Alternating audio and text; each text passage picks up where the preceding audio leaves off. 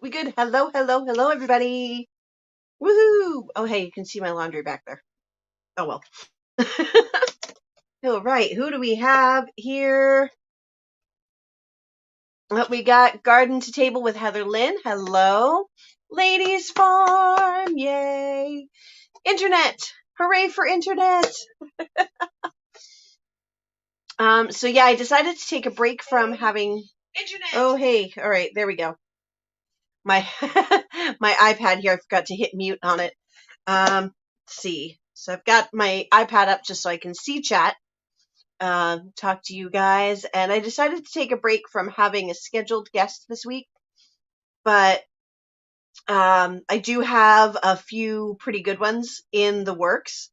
Trying to nail down everybody's dates, like figure out my list, figure out when is going to be the right time for each of these people, because I want to make sure that I'm helping them to hit milestones if I can. Give people time to get in there. Let's see. All right, we got Rebecca Davis at Touched by Yarn. Hello. Dreamweavers Haven Homestead. Let's see. Yes, the simple joys of living in the city. I definitely, since I have a pretty wide area of where I can move when I eventually do move, that's one of the pretty cool things, is that I get time to investigate, and I need to have some place that's going to have good, solid broadband internet. I hope. Let's bring this down a little bit, 'cause I'm getting all the bags into my eyes, people. There we go. Oh, hello. We got Gear in the house. Hello, how you doing? And Black's Tropical Homestead. Hello, hello. Hey, we got 8 in the chat already. Yay, yay. So yeah, I didn't schedule a guest for this week, but I am getting people scheduled up for the next few weeks. I think I have the next 2 weeks settled, and then I'm going to be coming back to everybody else that I've got, who's raised their hand and said, hey, I want to come and be a guest on your live. So next week we're going to have Sarah from the Big Blue House Homestead, and that's really great because I've seen her a couple of times in chats, but mostly I've been just watching her channel, so that's pretty cool. I'm in love with her greenhouse because she's got one of those gorgeous window greenhouses, and I want one someday. Let's see. We have Illinois Kieran here. Hello. Hello. Just sat down eating supper. Yeah, I got home late from work, so I have not eaten supper yet. I got stuff to make some burgers. I'm going to do a cheeseburger with avocado slices. Yum. So I'm going to hold that till after my live, but that's okay. I had a late lunch. Hey, Dreamweavers Haven Homestead. They finally figured out StreamYard next Tuesday at 8. Oh, I have another live that I have to be in. It's a short thing, so I will be in at some point. I think 8 o'clock on 8 o'clock on Tuesdays is when we're going to have another meeting for our team for the MIG Grow Off. Hashtag that sauce. Everybody put hashtag that sauce in the chat right now, because we got the sauce. You don't get that sauce from a store. We got that sauce. And if there's any competitors here, well, that's okay, but I still love you. But hashtag that sauce. Pretty excited. Actually, one of our teammates, Old Ways Gardening and Prepping, hit their 1K yesterday. I blasted them out on my community page. A couple of other people put them out. Yeah, hashtag that sauce. I see that. That sauce, that sauce, that sauce. Who got the sauce? We got that sauce. Who got that sauce? We got that sauce. I don't know. I'm not good at trash talk. Hey, Bellyacres. Bellyacres is here. Look at all that. Look at all that. Oh, boo. Carpenter's Self-Reliance. Hello. How are you? Glad to have you here. I know, isn't she the funniest? Oh my goodness, her MIG Grow Off entry video was hilarious. I just about died. Yeah, we got that sauce all over the place. Decided to be crazy and volunteer to host Watch and Grow for the 22nd when Ridge. Nice. I was thinking about hosting one of those. I don't know if that's something that somebody runs or, I'm going to put that camera down just a little bit again. There we go.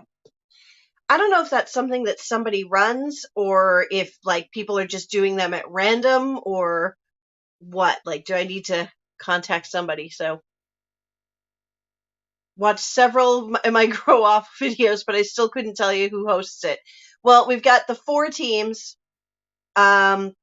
We've got Lioncrest Outdoors. That's my team. That's team That Sauce. We've got Amy's Avengers, which is Broke Farmers team. We've got Universe Soil Gardeners, I think. Universe Soil Gardeners. I still haven't got all the and that's Eco Farmer. And I don't know what Turf calls his team, which is really, really bad because Brampton Gardner is on that team, and I don't know what her team's name is. You guys did one for Ridge Life. Yeah, I'll have to go and take a look and see. Oh, Soil Soldiers. I knew there was something with soldiers, and I kept wanting to merge that with I kept wanting to say Universe Soil Soldiers, but no, it's Universe Soil Gardeners and then Soil Soldiers. So that's the thing, is my brain is mixing it up. Let's see. Yeah, so I figured I'd do a little garden planning tonight because I've got to figure it out if I'm going to get these seeds started. And this is my list of seeds. Let's see. We've got tomatoes, like I've got a huge list of seeds here, and I've got to figure out where I'm growing them because I am growing in 3 different places. For those of you who don't know, I had an apartment where I had a very large, large for an urban, tiny backyard. It was a space about 30 by 20, and I had 5 raised beds and about 40 feet of trellis space. And for me, it was a huge garden, going from growing on just a small front porch to having that big space to fill. And I grew a lot of food. Oh, hey, you can't get lavender, right? I have a whole, oh no, you saw that. You've seen my thing on lavender. I've got a 3-part video series on lavender. And I've really got to get to putting them in to cold stratify very, very soon. That's probably going to be this weekend. Dreamweaver's Haven, I know Black's Tropical Homestead, I know they saw it, but Dreamweaver's Haven, I have a 3-part video on starting lavender, how to increase your germination rate. Go watch that. So I'm about to get ready to start mine, so I'm probably going to have some video. Yeah, Black's has seen all my videos at this point. Yay, my watch time, you guys. Thank you so much. My watch time is really starting to take off. I still have 1,400 hours to go, though. My aim is to get there by the end of March, but to do that, I still need, I think the average is 2,600 hours per day. Yes, you do need light. Like, I would take those lavender seeds and sprinkle them on the top, and I wouldn't even cover them. And then I would just mist them with a spray bottle every day to keep them nice and moist, not overly wet, but moist, because you don't want the mold. And put them in the sun.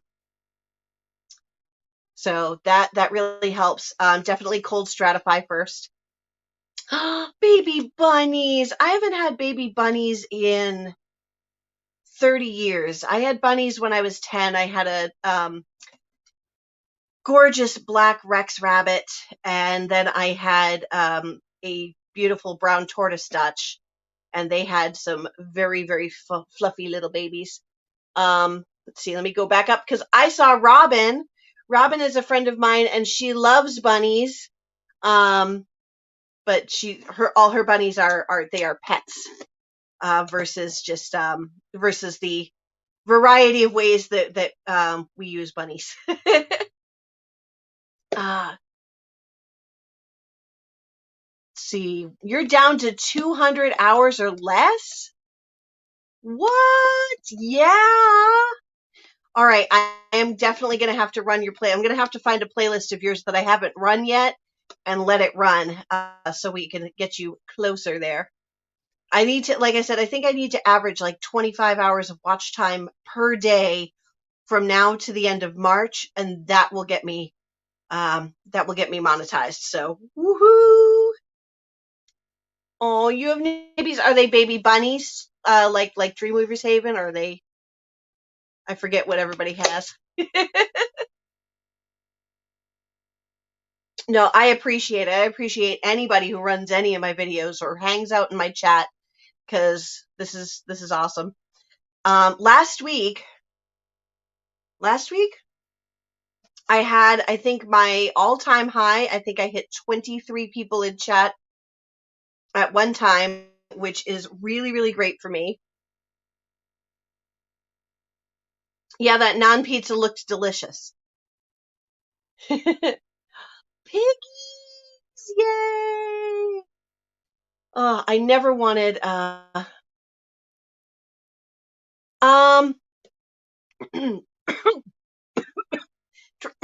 excuse me. I'm trying to sneak a snack here because I'm not making my dinner until after. I've got sunflower seeds and just went down the wrong tube.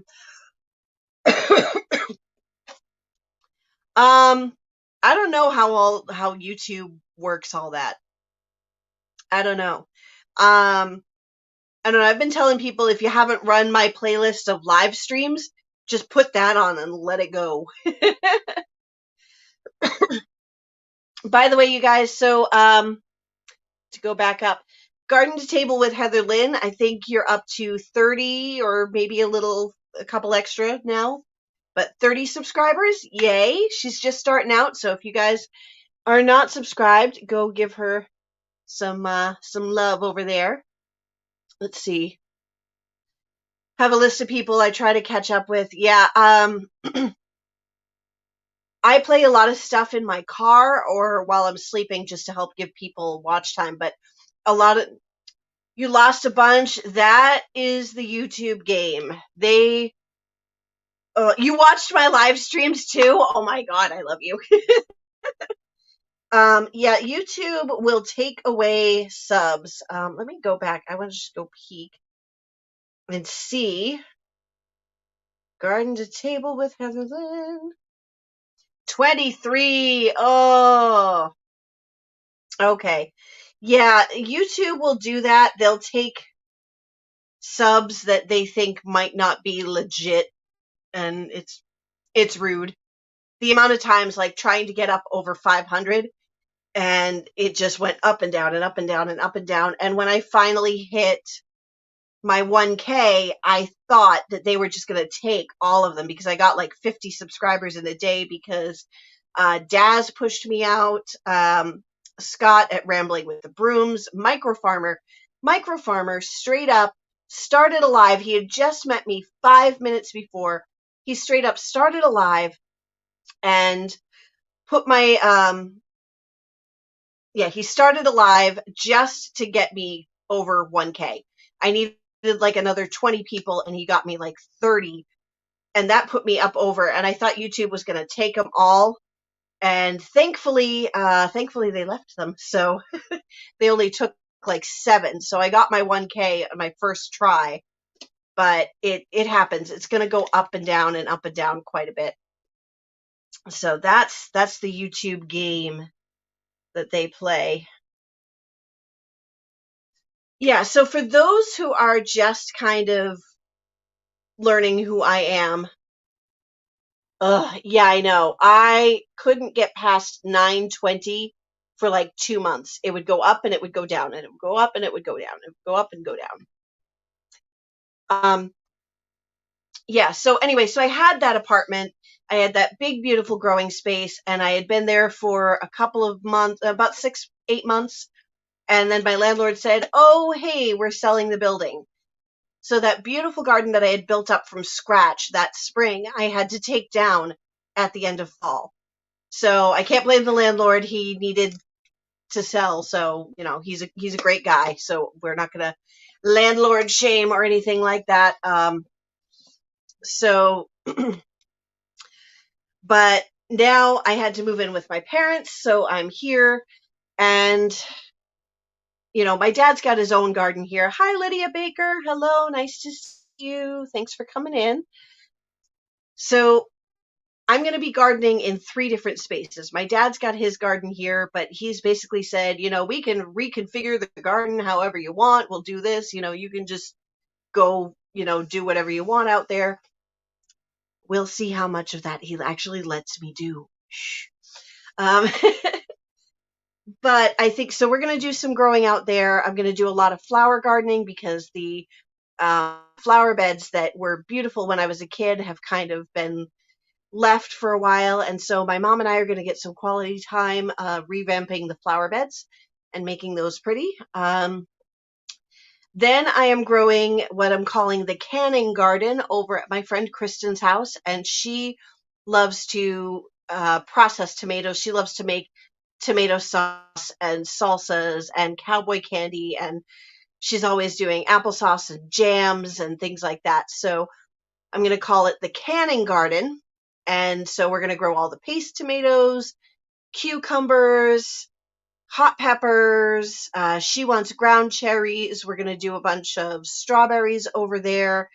I think I'm going to get a bit of the garden huckleberry seeds from Brampton Gardener and grow the garden huckleberries over there because she will use them to make a jam. So that's going to be great. Oh yeah, my the beans on the arched trellises were so pretty. Best tomatoes and herbs. I don't know about the herbs for sauce and ketchup. I do like to make sure that I'm growing like Genovese basil, oregano.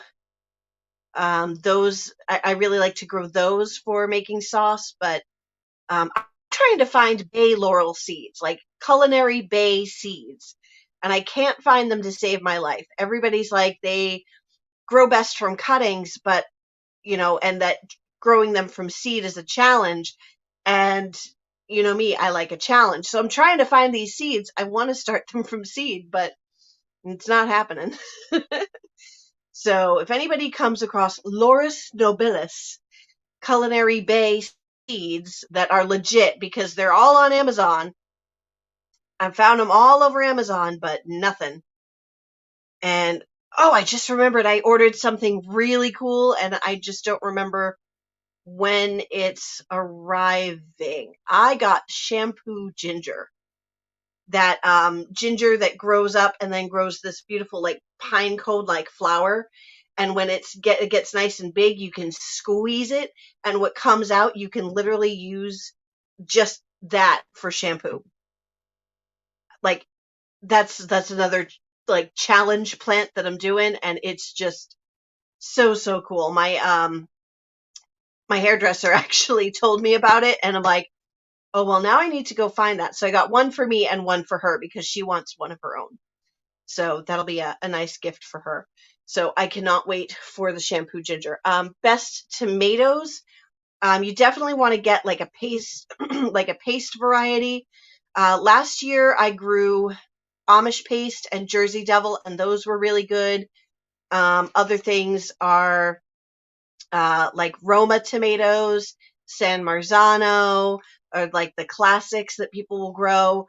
But I'm looking for something bigger because San Marzanos are little, and the San Marzanos are little. You have shampoo ginger? I could have asked you for shampoo. Ship me some shampoo ginger root instead of going crazy trying to find a legit supplier. Dang it. Oh well. I can't wait for my shampoo ginger. yeah, so like San Marzano, Amish paste, Jersey Devil, and then this year I ordered a few more. Let's see, what do I have for?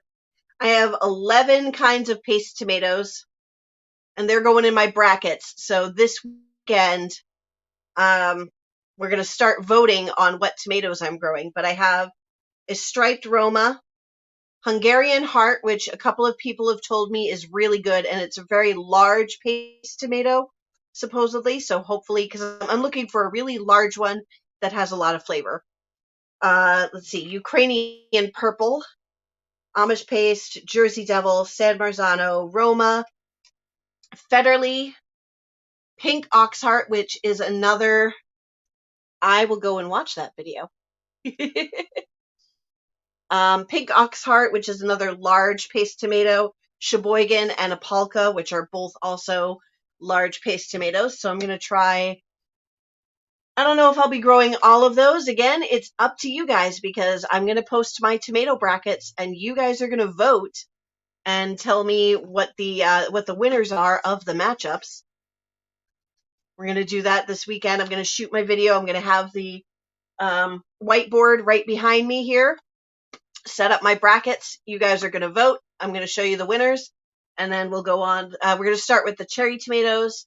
Then I'm going to do the paste tomatoes, and then the big list, which is like the, March Madness, is the last four. Hey, Old Ways Gardening and Prepping. Hello, hello. I actually gave you a shout out at the beginning of this video to congratulate you on hitting your 1K. Woohoo! Slava's here.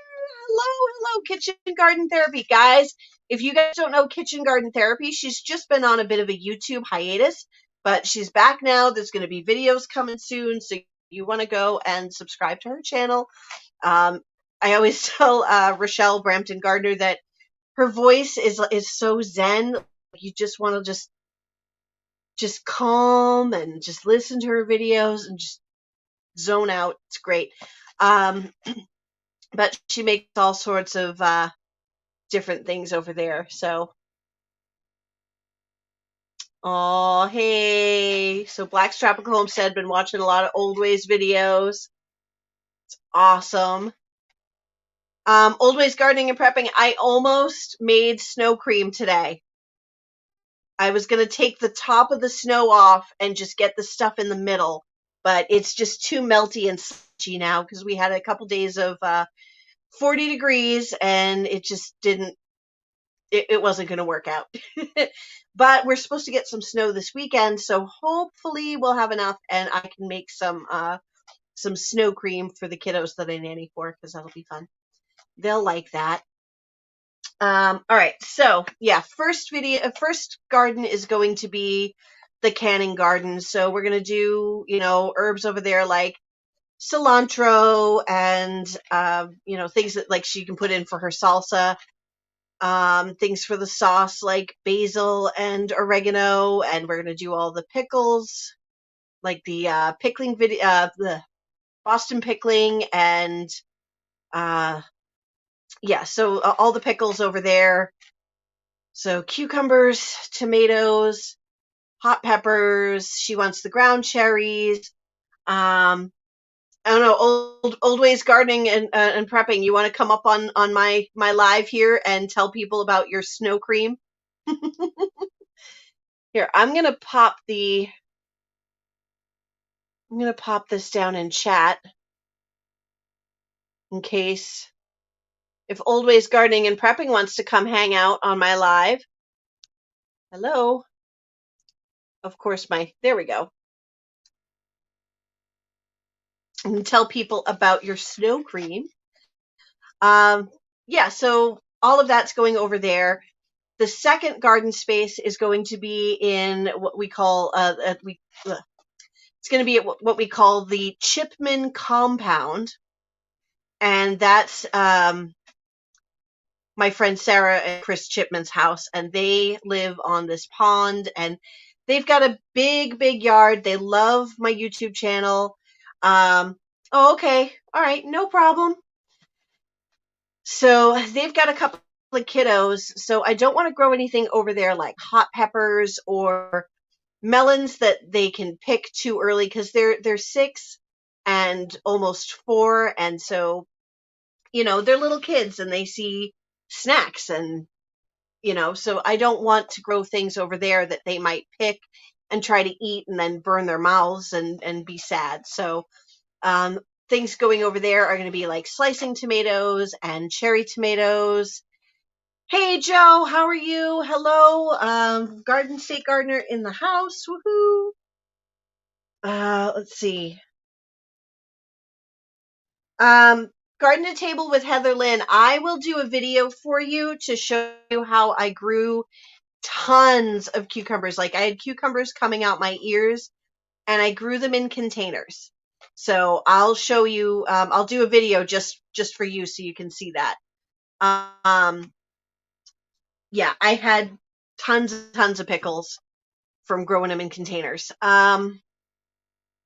Let's see. So over there, I'm going to grow things like that are good from the moment good to eat from the moment they start growing. Like eggplant, no matter how little they are, they're edible. They may not be at their best taste, but you can still eat them.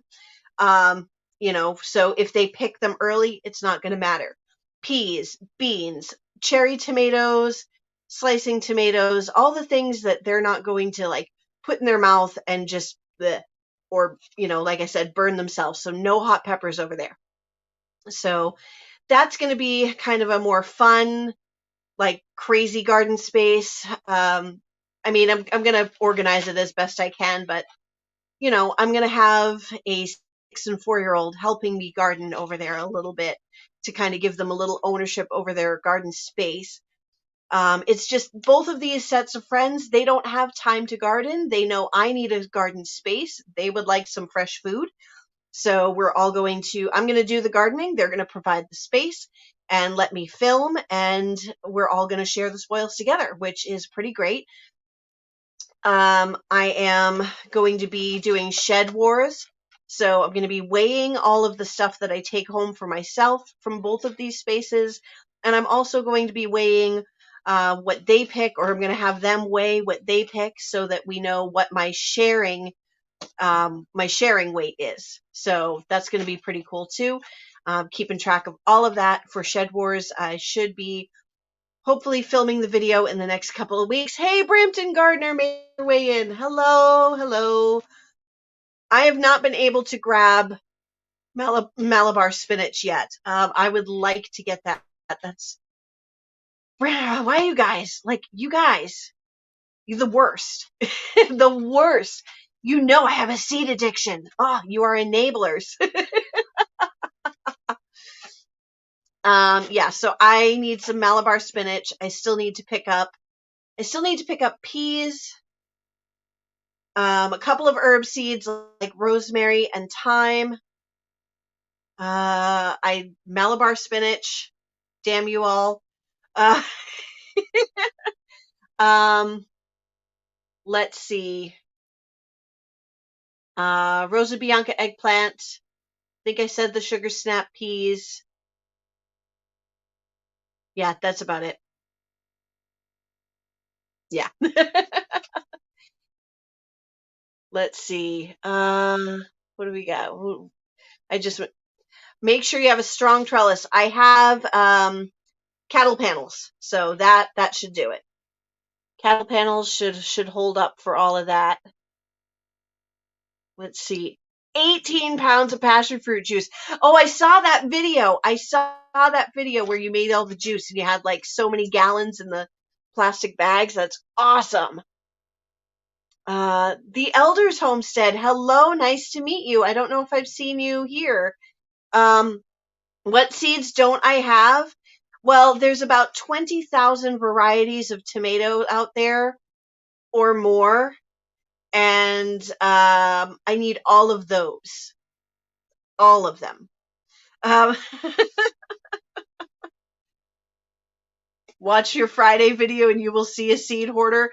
Well, I've only been doing this this will be my 4th year gardening, so I'm just starting.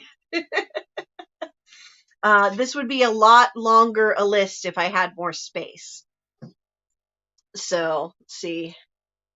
Yeah, I love my cattle panels. I get 16-foot cattle panels usually, but I also get 8-foot cattle panels because I'll use them differently in spring and fall to help extend my harvest. And I really wanted to do that last year and demonstrate it because, I wanted to do a video on it, but unfortunately I couldn't because I had to take my garden all the way down. Yeah, so there'll be the kid-friendly garden at my friend's house, the canning garden at my other friend's house, and then here in this garden space will be kind of all the other things like probably like the, broccolis and more tomatoes, definitely more tomatoes. Probably a lot of the root vegetables and leafy greens and things like that. I'll grow a little bit of each at the other places too if they want them, but we'll go from there. So that's kind of what I'm thinking at this point. Let's see. I miss people. Rosa, Bianca, Eggplant. It's so beautiful, and it grew bigger than my Black Beauties, and it was the Black Beauty, they stayed so small this year. I'm not sure what I did wrong that they didn't grow as big as they usually do. Oh, hello, Mia. Mia's come over here and she's yawning, and I guarantee within half an hour she's going to be putting her face under the blankets to be like, "Hey, I want to go to bed." Let's see. The Elders Homestead. You're going to use cattle panels. I love cattle panels. Yeah, Flicker Hill Homestead. I had a 25-foot arched cattle panel trellis at my last place, and I miss it so much. I'm not going to be able to replicate that here, but I'm building this channel out to help me fund my actual real forever home and homestead, and I'm going to have just this beautiful long trellis, all of cucamelons and squashes and peas and beans, and it's going to be gorgeous. I can't wait to grow the angel hair spaghetti squash again this year. That's going to be its own kind of trellis. I think that's actually a lot of what's going to end up here is going to be at least 20 feet of trellis space to grow spaghetti squash, cantaloupes, and God help me, I am getting my Kajari melon to fruit this year. They are not going to get shaded out. They are not going to die. This year I'm getting melons. You bought more seeds today. Your husband's going to kill you. Okay, I am single, and it is both a blessing and a curse because there's nobody to tell me not to buy any more. There's nobody to tell me not to buy any more seeds, but also there's nobody to tell me not to buy any more seeds. Oops. Let's see. Ooh, yeah. See, I need more herb seeds. I don't have any more sage, rosemary. I think I actually. Okay, wait a minute. We go to the list. I have basil, English lavender, oregano, parsley, garlic chives, thyme, and borage. Yes, so I need rosemary. I need cilantro. Rosemary, cilantro, sage. Yeah.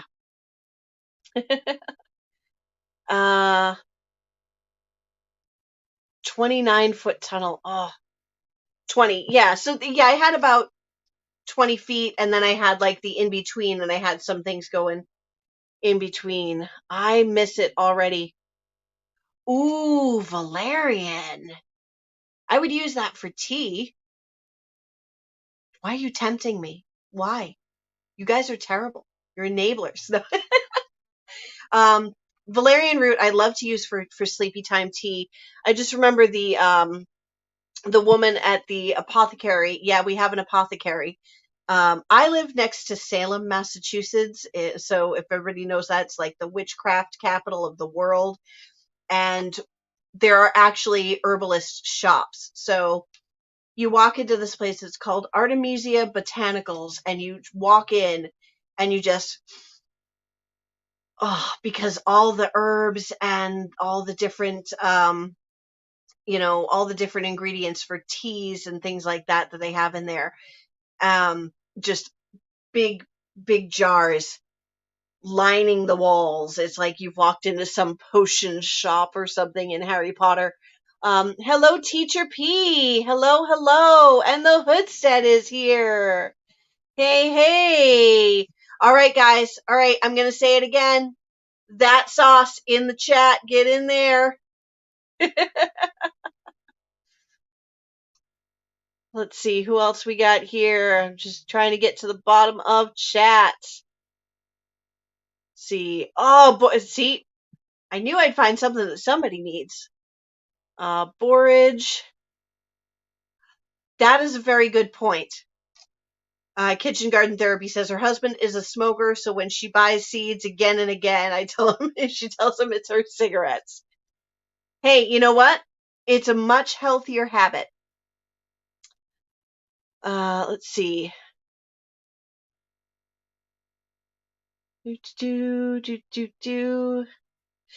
Okay. So the herbalist at this shop, she told me, if you're having trouble sleeping, you need to have this tea. It smells like old socks, and the worse it smells, the better it's going to be. But actually, so the smell, okay, it's nasty, but I weirdly like it. And the flavor, it's like just an earthy smell, an earthy taste, and I actually don't mind it. I will mix valerian with rose hips and lavender, and it makes a really yummy tea. Strictly Medicinal Seed Company? What? Oh, okay. Again, you guys, you're all making fun of me for my big list of seeds, and you're all giving me places to buy new seeds from.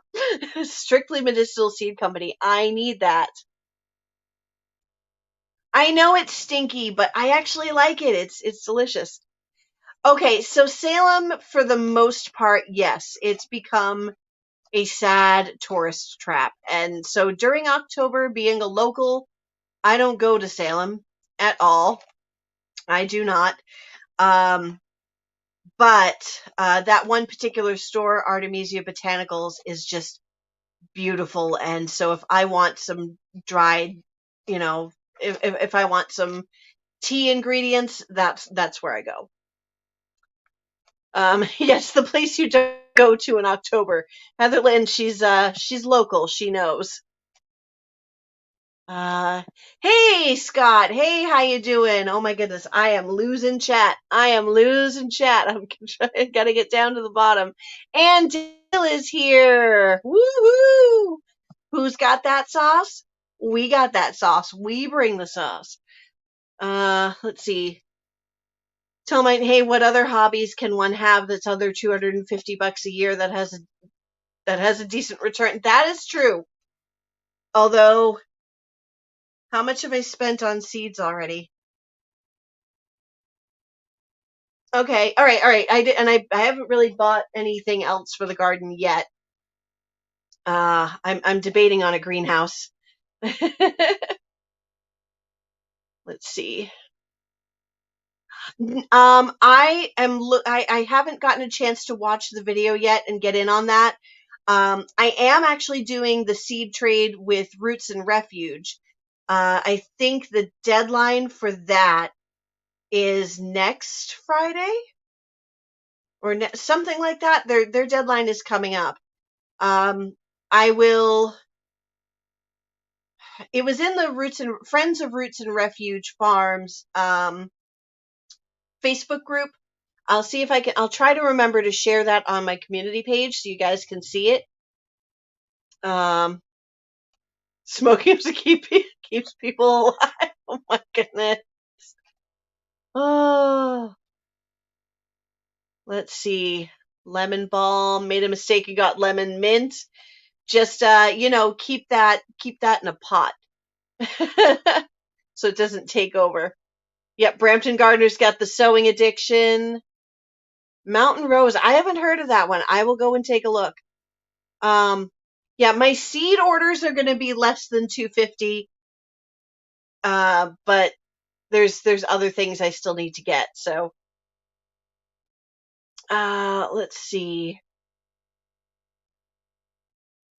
They censored sewing? Yes, Roots and Refuge is doing a seed swap. It wasn't in one of their videos. It was just in the Facebook group. Let's see.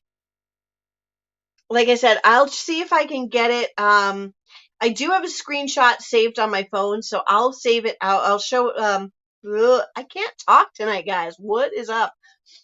But I will. I'll post it on my community page, so look for that later on. I can't do it now because it's on my phone right now. So, stinky trucker feet. I missed that. I missed that. Oh my goodness.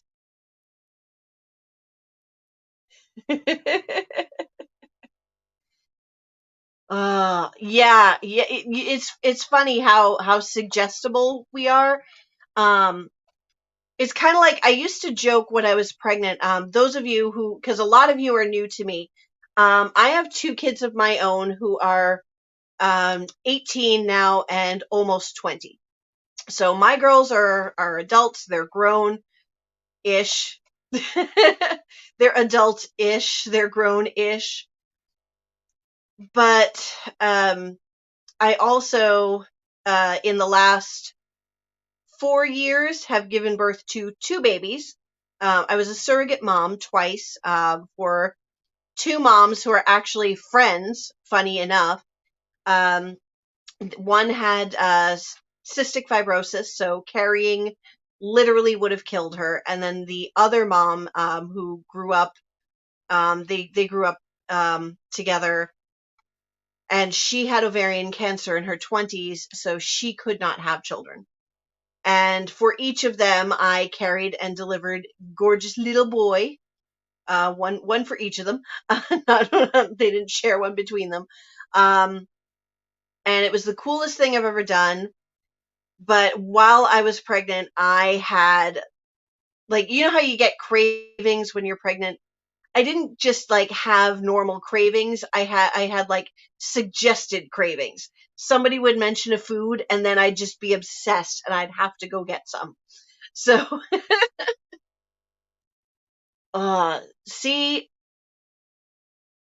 you've got 100 different, see, my aesthetic, like, goal for when I have my own property is to have that house that looks like the crazy old witch's house, like just huge, massive herb garden growing wild, like perennial herb garden growing wild in the front. Yeah, I need that aesthetic. So that's kind of what I'm aiming for. But first, I need I need money. I've got my poster board at the ready. I have calculated what I've been able to save since I moved here, and it is not very much. Right now, I'm working off the change jar. So, actually, now that my brother's condo has finally closed, I helped him buy a condo. Yeah, see, you've got it. You've got the whole vibe. Um, yep, me too. Me too. I started watching people's seed hauls, and then I needed to go buy stuff because I needed things. Let's see, stinky trucker feet. I thought most of them struck shoeless and slapped them on if they got pulled over. Oh God! Every time I watch one of her videos, I don't have that herb. Well, with Black's Tropical Homestead, they're growing all these fruits, and I'm like, I want to grow those, but it's way too cold here in New England. Way, way too cold. Yeah, so like I said, I've started saving. Um, oh no, that's fine. No, I'm actually gonna start some. I'm gonna do a video. I'm doing a video series on because you know how you kind of you look back at the videos that have done very well for you, and so you try to build on that to try to bring in more of that viewership and watch time.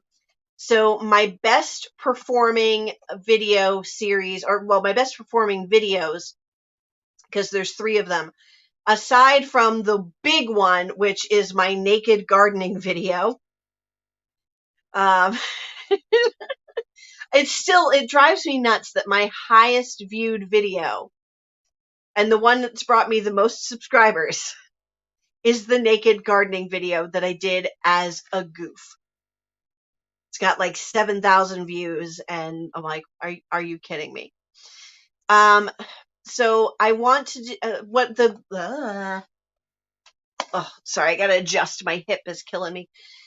So the best performing video that I have is a set of 3 videos on starting lavender. So I figure I should do more videos on starting difficult to start herbs from seed. So I'm going to start the rosemary and things like that from seed, just to hopefully bring in, like, duplicate that success. Yeah. So I'm definitely going to do that. See, I'm going back.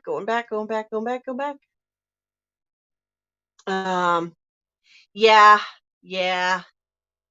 That's why I need like at least a 2 to 3 acre property, because then I can have all the things that I want to grow.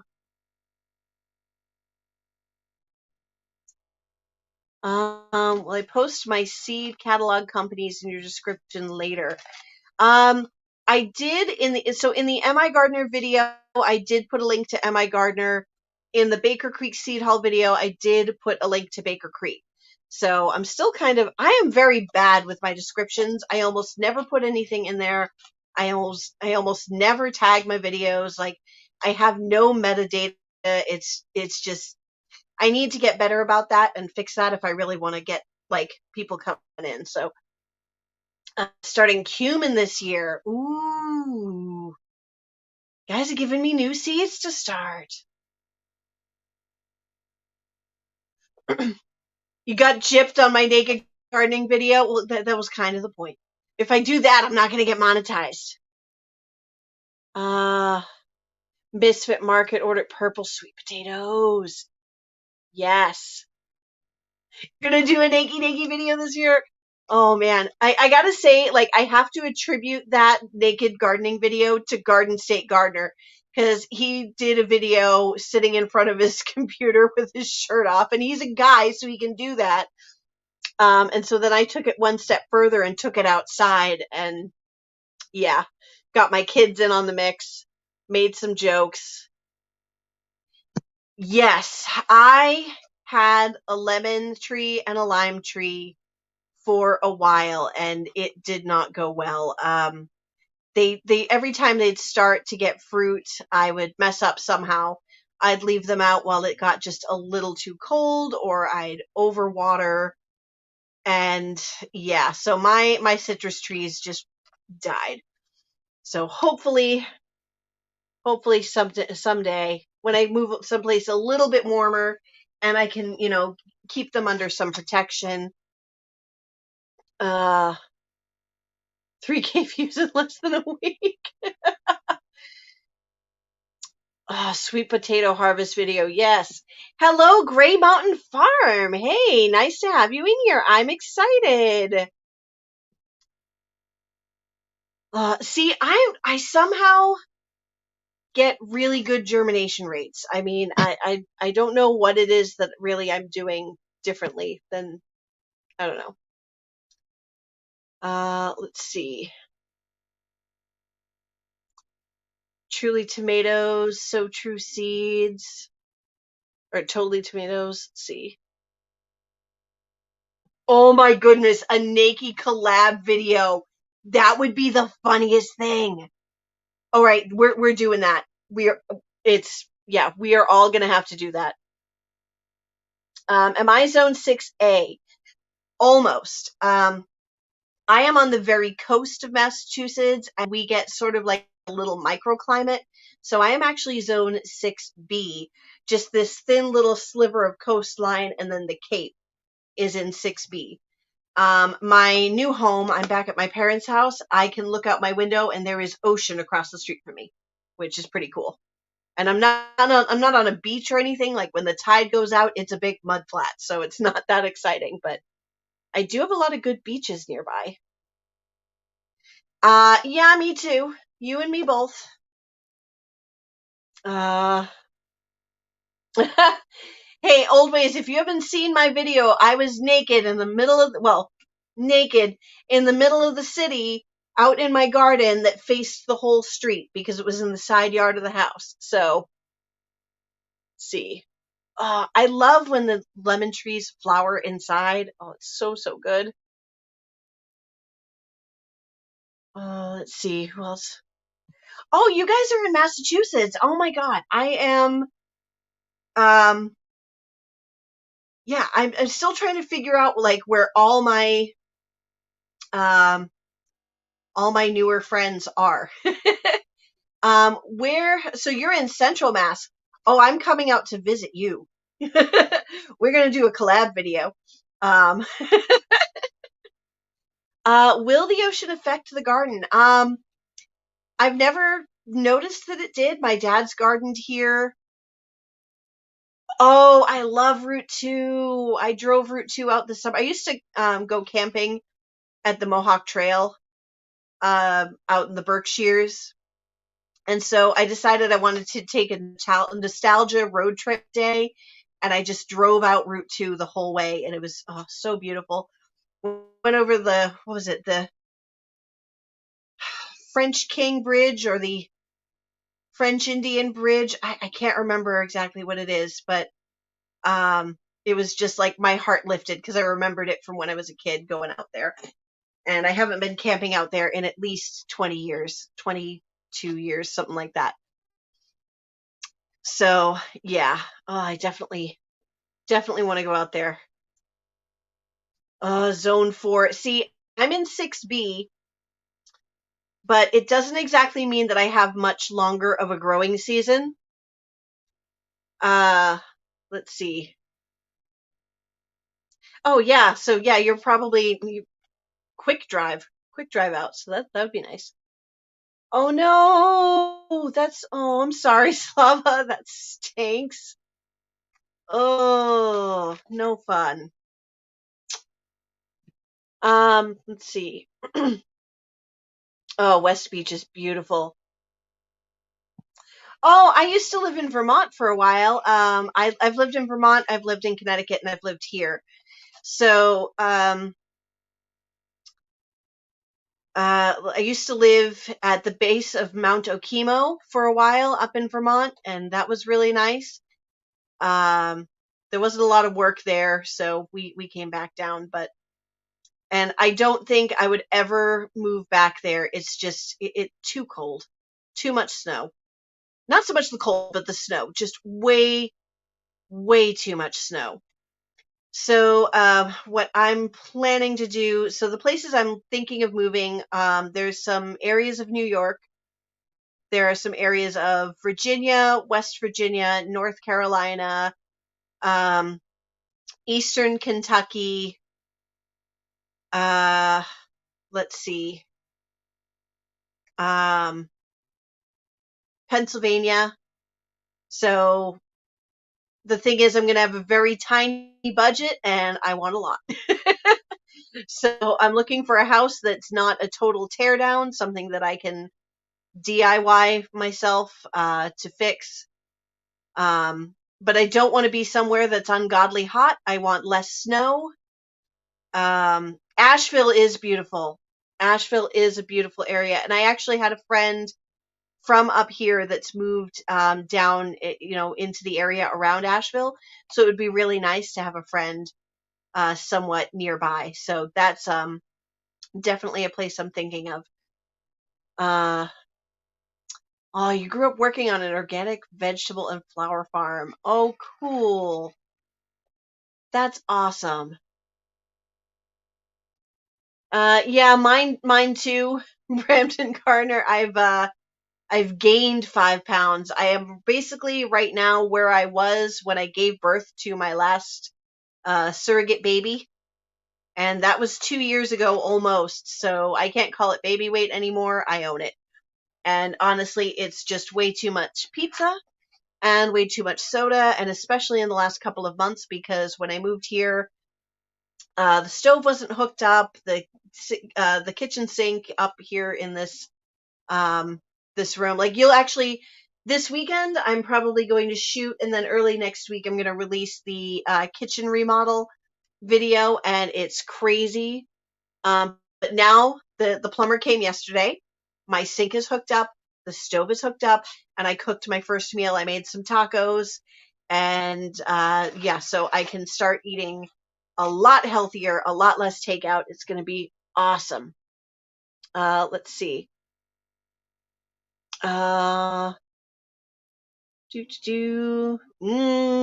What kind of soup? I'm going to ask you when you get back what kind of soup. Let's see. Yeah, I think this furthest south I would go is North Carolina because I could not do ungodly hot. So Georgia is out, Florida is out, South Carolina probably out. Um, yeah, I don't want to do hot, hot, hot, hot, hot. But I also want a longer growing season. So, um, New York is a slightly shorter growing season. Pennsylvania is about the same depending on where you go. Um, yeah, let's see. Okay, bye, Belly Acres. Heading over to MT homesteading. That's fine. Heading to mountain homesteading. I have a 19-year-old baby weight. No, the rule is after 2 years, you own it. You own it. You made that belly. Savannah heat is trifling. Oh, kitchen garden therapy. You're killing me. So when I had my girls, granted at the time I was 20 and 22 when my daughters were born, I was 110 pounds at 3 months pregnant with my first. 1 year later, 2 months pregnant with my second, I was 112. And now I'm 175 and I do not like it. So this summer I am going to be eating as much out of my garden and foraging and things like that as I can. Um, I'm not typically a forager. My cousin Bonnie, actually, up in Vermont, and I'm going to do some videos with her because I'm trying to convince her to start a YouTube channel because she would love it and you guys would love her because she's so funny. But she gardens. She has an apple orchard on her property. She does bees and she does foraging, and she makes amazing food with it too. I mean, it looks like a Michelin star restaurant quality meal, and she just makes it out of stuff that she goes up into the woods and picks, like fiddlehead ferns and chanterelles and just all sorts of cool mushrooms and various plants. And it's really, really cool. Hey, FR Humphrey, hello, how are you? Oh, chicken vegetable ice storm survival soup. All right. Brampton Gardeners got puppy weight. Give that thing a name. Was it been what, almost 2 weeks? Yeah, New York has a good grocery. Well, I'm gonna be looking in like the Cobleskill area, so the area outside like Albany, where you can get property there for $50,000. So I will take that. It's out in the sticks, but I've been out there to investigate the area, and there's good grocery stores nearby, and there's the town and all that. So I would be okay there. Goal weight is 175. I would like to get below 150 for the first time in like 6 or 7 years. So, yeah, let's see.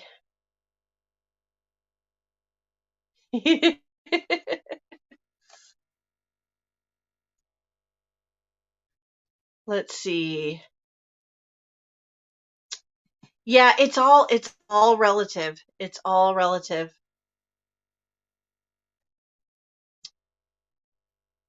Um, yeah, so I don't know exactly where I'm going. I am crying right now because there's actually a property in Pennsylvania and it's 2.5 acres. The house is not a tear down. It's outside of town, but not too like outside of town far enough that you can have goats and chickens and all of that, but not too far from town that you have to drive half an hour to a grocery store. So, and it's $65,000, and I want it, but yeah, it's not gonna work. Not yet. I have. Oh yeah, I was saying I have started the savings for the I've started my savings fund for my homestead because now I've finally caught up on all my bills and I've kind of gotten things straight, and my jar has $20 or $21.74. So we are $21.74 closer to my homestead. Um, my brother's condo just closed on Monday, so I should be getting the check for that this week, and that'll be a few $1,000s. And part of me wants to throw that right into my savings and be $5,000 closer to my homestead. But I think what I really need to do, because I still have a car loan, and the interest rate on it is ridiculous. It's interest rate that I like. The interest rate is insulting percent. So I think what I really need to do is just focus on paying off that car first. The less debt I have, the faster I can snowball my payments, or snowball my savings and get into I think my homestead faster that way. Less debt is almost always the answer in every case. And I'm not a huge Dave Ramsey fan for some of the things that he's said and done lately. But in general, his getting out of debt plan is sound, and I will follow him that way. Hey, Mountain Grandma, hello, how are you? Yeah, I am 5'2" for reference, and well, 5'2" and a half, and that half is very, very important to me. uh, yes, 3 jobs. So currently, I am a full-time nanny. I work 40 to 43 hours a week, depending, full-time with 3 little girls. Um, yeah, so full-time with 3 little girls. Soon to be a fourth baby. There is a fourth baby coming in June. So I will get a little bit of a raise with that. It's a really awesome family that I've known for years, and we were so excited that I needed a job and she needed a nanny at the same time, because she'd been saying for years, I wish you could be my nanny. And now I am. And it's really great. My second job is also childcare work. I sit a couple of nights a week for another family that I've also been taking care of their kids for 4 or 5 years. Not 5, because he's turning 5 next month. So about 4 years I've been taking care of both families, off and on, and now I'm the full-time nanny for one, and then weekly, once a week for sure, sometimes 2 or 3 times a week, or like a full weekend if they really need some help, like softball tournaments and stuff like that. Keep an eye on the kids. So I do that. I'm also a real estate agent. My fourth job is YouTube, and hopefully by the end of March, I've got my watch time hours and I'm monetized, and I can start bringing in some money there. And then, and I pick up babysitting hours for whatever other families I can, because it's $20 an hour, and that's, pretty decent money. Um, Everybody's talking about their heights, and Brampton Gardeners. They're like, I'm 5'8" if I use hairspray. Oh my goodness. Oh, let's see. So, I mean, whatever extra stuff I can do to make some extra cash, that's legal. I just made a list of all my seeds on my Facebook. So, and told my friends, if anybody wants, plants, this is what I've got. Tell me what you want. And this year I am taking a deposit down on anything anybody orders, because I had a lot of people say, oh yeah, I want that kind of tomato. I want this. I want that. I want like a 6-pack of kale. And so I started all these things and then they ghosted. So I'm like, if you want them, put your money where your mouth is. Oh yeah. Heather Lynn does Pampered Chef, and she does her parties online. So if anybody out there wants to get some Pampered Chef stuff for free, you can go to Heather and do a party.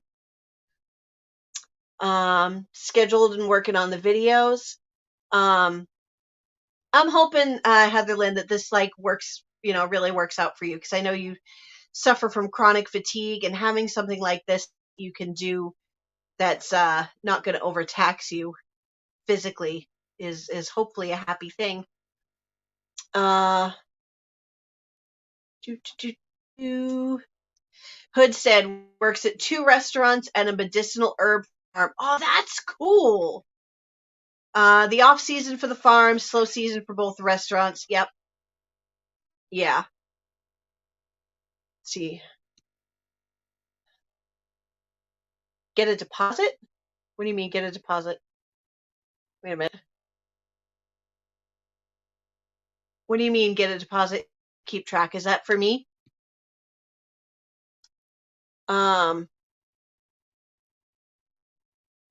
Hey, Apple Tree Urban Homestead. Hi, Annette. How are you? Yeah. I hopefully you got some sleep the other night. I know you were having some troubles. Soon you'll be back to 84 hours, 6 days a week. Yep. I mean, I'm not doing that many hours. Let's see, between the two, I'm probably putting in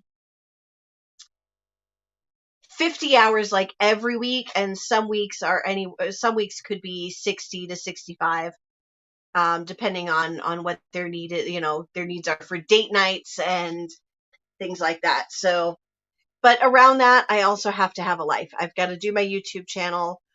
I have to recover from you think hanging out and just playing with some kids is just easy, and not quite, especially not when there's 3 of them, 2, 4, and 6, and they are very bouncy girls, and they want to be going. Like, I spent my day today. I spent my day today out running around in a 1.5 foot of snow that's still left, making snowmen and playing with the kiddos, and it's a lot of fun. And the 2-year-old is very opinionated, and the 4-year-old is very impatient, and so it's a lot.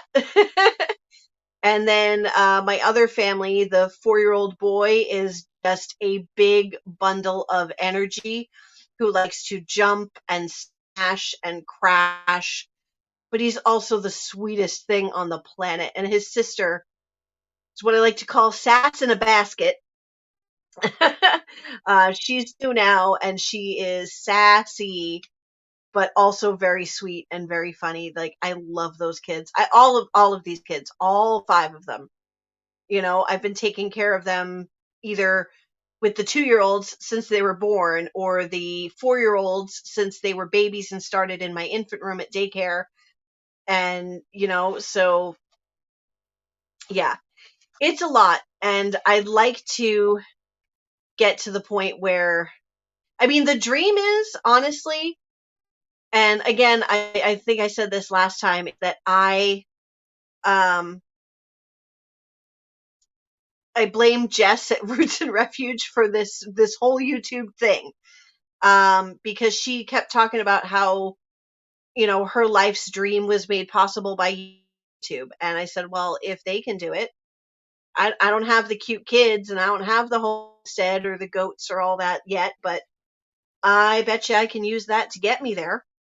Who's not going to go in for the story of a single mom who's, gone through a lot of housing instability. Like, I've been homeless. I have lived in my car, and it wasn't for, being on illicit substances or drinking. It's just literally, my landlord was not doing what they were supposed to be doing, and the Board of Health came in and kicked us all out. And despite having 3 jobs and money in the bank, and my credit wasn't the best, but apartments are so competitive around here that you literally anything close to affordable, you have like 100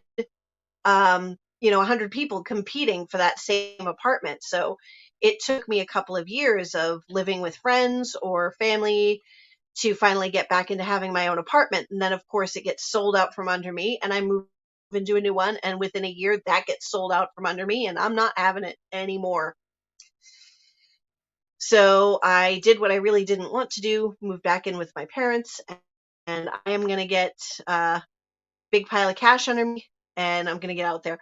I actually have not watched Wilder still.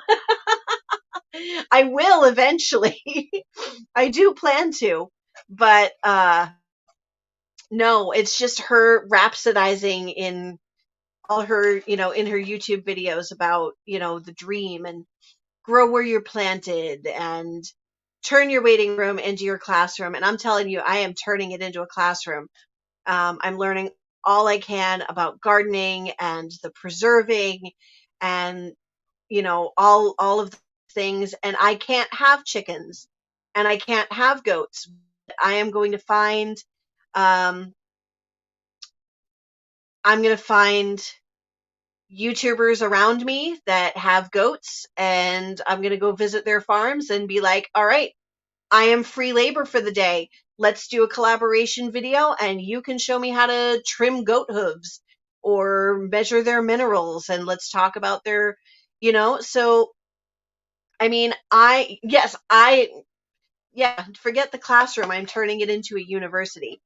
So basically, I'm doing all I can right now while I am in the saving and building period, because I am building this channel. I am hoping that one day this channel will sustain my homestead, or be at least part of what sustains my homestead, in addition to my, efforts at preserving and all of that. I'm going to be trying to buy someplace cash, and that's why I'm looking at these more rundown properties, smaller properties, and probably just looking at something I'd really like 2 to 3 acres, I think is my goal. So, I'm trying to do this without a mortgage. So I'm looking to save anywhere from, I'll probably start looking at property other than just in, how you open up Google. You open up Zillow. And I'm a real estate agent. I work for KW. Zillow is a 4-letter word, and I hate them in general, but I do use it to like obsessively look at property, which is really bad. Zillow is terrible. Don't use them. Zestimates, not accurate. Call your local realtor. Let's see. I'm gonna run back through chat because I've definitely missed a lot in chat while I'm talking about this, but I don't know. I mean, I'm getting oh, hey, Smita's fresh from my garden. This is another channel you guys should watch. Very, very interesting and fun channel. And she grows a lot of very beautiful, beautiful things. Yeah, I'll take that. Send it this way. Yep. Oh, and now YouTube. And my auntie's here. Hi, Auntie Elaine. That's okay that you're late. It's you're the only family member that watches this at all. The Elders Homestead, you had a licensed daycare. It is very busy. And I'm telling you, my body, it cannot keep up. I mean, I know I'm only 40. I am still a youngin'. I'm only 40, but I got bad hips. I got bad knees. My whole left side of my body is just pain a lot of the time lately. And the thing is, it's actually repetitive stress injuries from daycare. carrying babies. So I've got tendonitis and soft tissue, repetitive soft tissue injuries here and in my hips from shifting my weight, carrying kids around. So if I could not work in childcare anymore, my body would thank me. uh, Massage offices at your home. And then, yeah, many used to be a nanny as well. Yeah, we got 3 little girls, 2, 4, and 6. And then this summer there will be a newborn. So there will be a newborn, 3-year-old, 5-year-old, 7-year-old, or 6-year-old. Yeah, she's turning 7 next month. So there'll be a newborn, 3, 5, and 7. Any tips on building watch hours? Searchable content. So teaching people things is a good one. Like I said, I'm trying to build on my series of starting difficult to start seeds to show people tips on how to germinate them. So find things that have done well on your channel and then go make another video in that same kind of vein. Like I'm pretty sure that my naked gardening video this year is going to be big. I don't know how I'm going to do it, but I'll tell you this year, I'm not going to make the mistake of making that video 3 minutes long because I would have so many more watch hours with 7,000 views on that video. And live streams. I had only done a handful of lives before I settled on this Wednesday night at 8. And now it's been about a month and a half. I think I've done 6 in a row now consistently. And that has done a major boost to my watch time. So live stream. Do lots of those. Let's see. Turkish rocket, cold hardy chili, perennial cauliflower. Interesting. I discovered, my dad told me that there is, because I was saying I'd like to grow rhubarb. Basically, the first thing I'm doing when I do finally have my homestead, I'm planting my asparagus patch and I'm planting my rhubarb. I'm getting those like long-term grow before harvest perennials right in. And he goes, there's a rhubarb in the yard and nobody's picked off it for 20, 30 years. It's just been growing and growing and growing and growing. And I'm like, I am going to make rhubarb everything this year. Let's see. Oh, Auntie's got the grandbaby. Yeah, turning my waiting room into a university, learning everything I can. Flicker Hill Homestead, if you're still here, if you have goats, I will come out and help you with your goats. Just teach me, show me how to take care of them. Let's see.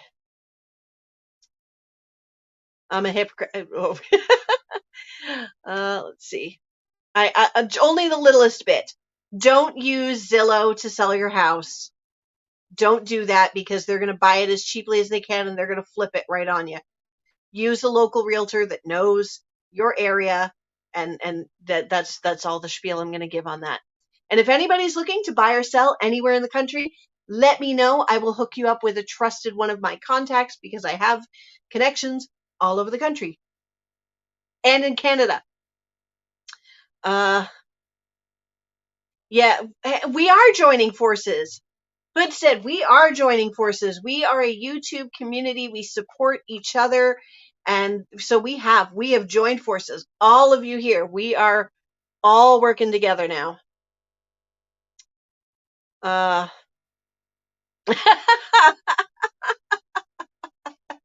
Maybe, but our complexion might be a little bit different. I tan, but not that well. Magnesium pills for tendonitis. I will check that out. I will definitely look into that. Yeah, Hood said should write a story. Like I've been told I should write a book. Like I've told people some of the things I've done in my life, and they're like, you should write a book about your life at some point.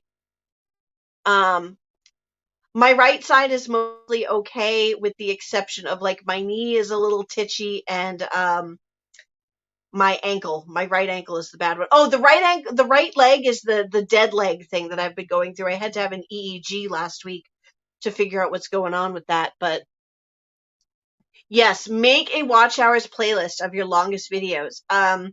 If anybody wants to run my playlists, I have multiple playlists to help people find, like, I want to watch stuff about tomatoes or herbs or, things like that. But I also have my live streams video, which has got days of hours at this point because most of my live streams end up being about 2 hours or more. And then I have a playlist of the 2021 garden videos, and that's got about 100 videos in it. And then now I've got the 2022 playlist starting up. So there's, I've got some pretty long videos going on there. Some pretty long playlists on there. So if anybody wants to run those, help me get my watch hours. Oh, yeah. I was lucky that my brother had to stay here for the weekend because his condo close got delayed. So he actually went out and helped my dad with the bulk of the shoveling, which really saved my shoulder and my arm and my hips. Equally can be on both sides of the body. Yeah. Well, I mean, I'm only 40, so I can imagine in, another 10 years or so where I'm going to be.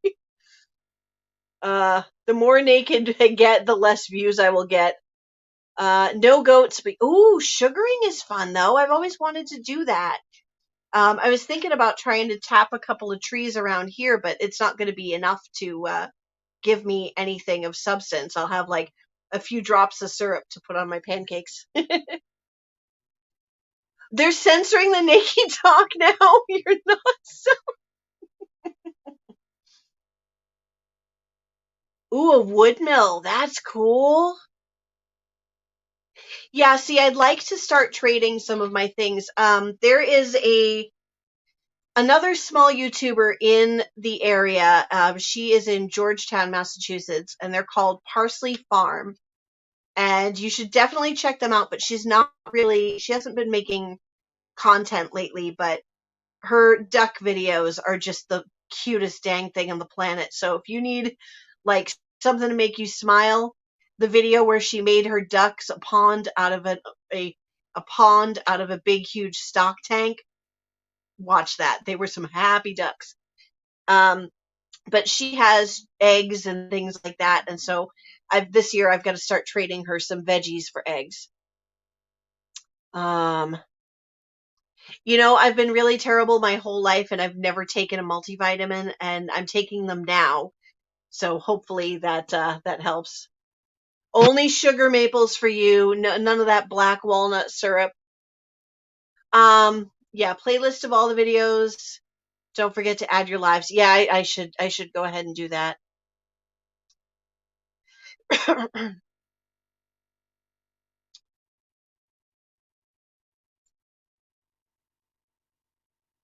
See. Yeah, so I may not comment on every video that I watch when I'm running somebody's playlist. I'll like put it on in the background, but I'll make sure to check in every half hour or so and make sure I'm giving a thumbs up and a comment to show YouTube that I'm engaged in the playlist and not just running it for nothing. So,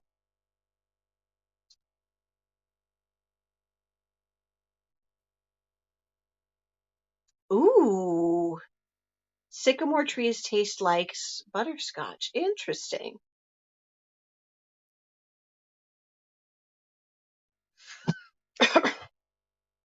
Oh yeah, Creekside Maples is a great channel. You want to get out of that subdivision? Well, let me know where you are. I'll hook you up with a great realtor. I'm terrible. I know. And hey, but that'll fund my homestead too because I get a referral fee. Let's see. Oh, thank you, Brampton Gardner, for throwing in some channel links. That's super, super helpful. Oh my God, you guys are so fun. I'm gonna, let's see. yeah, I don't know. So, I mean, I'm just getting ready to, you want to get out of your apartment. Yeah, you and me both. I'm ready to go. So I very much, excuse me. Yeah, so I am hoping that within 2 years that I'm ready to start looking. My granny's garden. Hello, how are you? Oh, bye, Joe. Oop, Joe's heading out. Thank you, Joe. Hey, your pierogi live was pretty cool tonight. That kiddo, I think you said it was your nephew. He's a good kid. You can keep him around. Bring him on another show. He was funny. Oh, see, my hip is like killing me.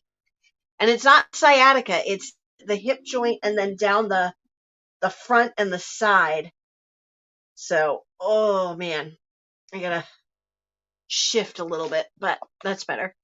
Um, yeah, so I'm hoping that between, uh, my future homesteading efforts, I'm hoping I can build this channel into something great that, gives people a lot of knowledge and learning. Like this winter, it's been a lot more vlog content than it has been instructional, but there's a lot of that coming, and there's going to be some fun stuff.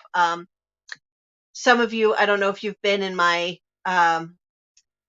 lives in the last few weeks, but with 53 tomatoes that I've got, 53 tomato varieties, I can't grow them all, and I'm having some trouble narrowing it down. So I'm going to have you guys vote like March Madness brackets. So this weekend, I'm going to have the board up, and I'm going to have you guys come in, watch my video. We're going to talk about the tomatoes that are in the brackets that week, and then you guys vote, and we go from there. So that's going to narrow it down and tell me what I'm going to grow in each one. Thank you, Brampton Gardner. Thank you, Rochelle, because I know it, like, I started posting a whole bunch of links for Lisa, like rapid fire style, in her live a couple weeks ago, and my fingers started cramping. You vote for purple veggies. Well, let's see. I do have a multitude of purple tomatoes, so you can totally come in when I do those videos, watch them, and cast your vote for, let's see, black cherry tomatoes. Brad's Atomic Grape are kind of purple. They're purple and yellow, I think, which is weird. Ukrainian purples, Cherokee purple, Black Beauty. They're black, but that's purple. Prudence purple. I got the purple tomatoes, so you can definitely vote for those. Your vote only counts though if you post it in the video for the bracket. So I think what I'm gonna do is I'm gonna post them on the weekend, let people vote. The next week I'll give the who won the brackets, and then we'll start the next bracket. So, and go from there. So I think that's kind of my plan on that. But there's so much else I've got to do. I've got to get another MIG grow off update. I've got to get my seed starting thing done. I don't have a grow room anymore. So you guys wouldn't have seen, unless you've watched the old videos, unless you've watched the older videos, where I had an 8x6 grow room. It was a heated sun porch, and it just got southern facing exposure all day long, and it would be like 80 degrees in there. So I got great germination on my peppers, my tomatoes, everything was just beautiful. And I don't have that anymore in my new place. So I'm going to have to build a new seed starting area, because I don't really have windows here that will work. Thankfully, I do have grow lights. As you can see, I've got a couple of them going behind me for just on my bookshelf. So that sauce, yeah. yeah, so I've got that. What did I just see up here? Um, are there any seeds you haven't been able to get a hold of? The only thing I really cannot find at all are seeds for Culinary Bay. And I know that typically that's grown from cuttings. It's the easiest way to propagate them. And if I have to do that and, you know, propagate from cuttings, then fine. But I really want to try the challenge of starting it from seed. But trying to find seed seems to be impossible. So, let's see. I still need to buy certain seeds. I need Rosa, Bianca, Eggplant. I need more peas. Um, I've got a couple of herbs I've got to get, and I want loofah. Loofah's the other one I need to find. I mean, it's easy enough to find. I just have to go get it. Yarrow and Sweet Annie. Yeah. I have not seen that locally at all. I've never seen Sweet Annie that I can think of. I've seen yarrow. Um, if I find yarrow, I will send it your way. Universal Gardeners. There you are, Brampton Gardener. um, yes. Loofah. Yeah, loofah's a long season grow, right? I'd probably have to start that about the same time I start my tomatoes. Gear, been a great chat. Gotta go. Thank you so much. Bye. Thank you for coming in. Um, yeah, I'm gonna put the link up in a few minutes and invite some of you guys in because I'm starting to get a little hoarse, and I don't mean a miniature pony. Um, uh, Alrighty, Richter's catalog. I haven't seen that one. I got a couple of things from Territorial Seed last year, winter boar kale, and I'd like to get some more of that. Winter boar kale and darker boar kale. Eventually, I'd like to grow that. Right now, I don't have enough space to have just a ton of kale. So this year I'm going to stick with the blue Scotch curled kale, because I like it in salads, but really what I do kale for is kale chips, like all the kale chips. My Auntie Elaine got Sweet Annie at Johnny's Seed a few years ago.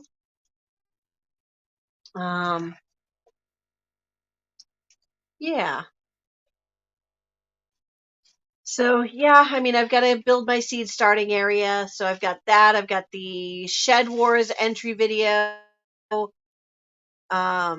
Yeah. So there's so much content now to shoot, and then I've got to try to find some teaching videos to put in there because that's really the searchable content that brings new people in. Because you guys are all lovely, and I love that you guys all watch my videos, but we want to grow too. So.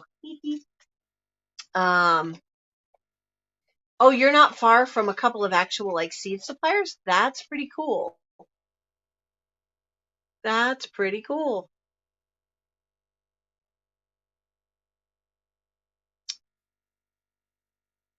Oh yeah. All right. I'm gonna post the link if people want to come up and come and chat and save my voice a little. So there we go. Oh, Brampton Garden's gonna go put the puppy to bed. Oh. It would be really nice if you could tour and video that. That would be really cool. I actually want to do a video of seed shopping at the grocery store, but I'm kind of a little too chicken to turn on my camera and start talking in the middle of Stop and Shop. So yeah, I don't know. We'll see. Um, hey, I would love some loofah seeds. That would be fantastic. Um, yeah, that would be really, really great. I'm getting a PO box very soon, so I'll try to do that in the next couple of weeks. Make it easier for people to send me stuff, because right now I only have my email address in my about for contact. I don't have my address up there for obvious reasons. But I mean, and I've given it out to a few people, like Rebecca Davis from Touched by Yarn, when she sent me my hat. Yogi Hollow.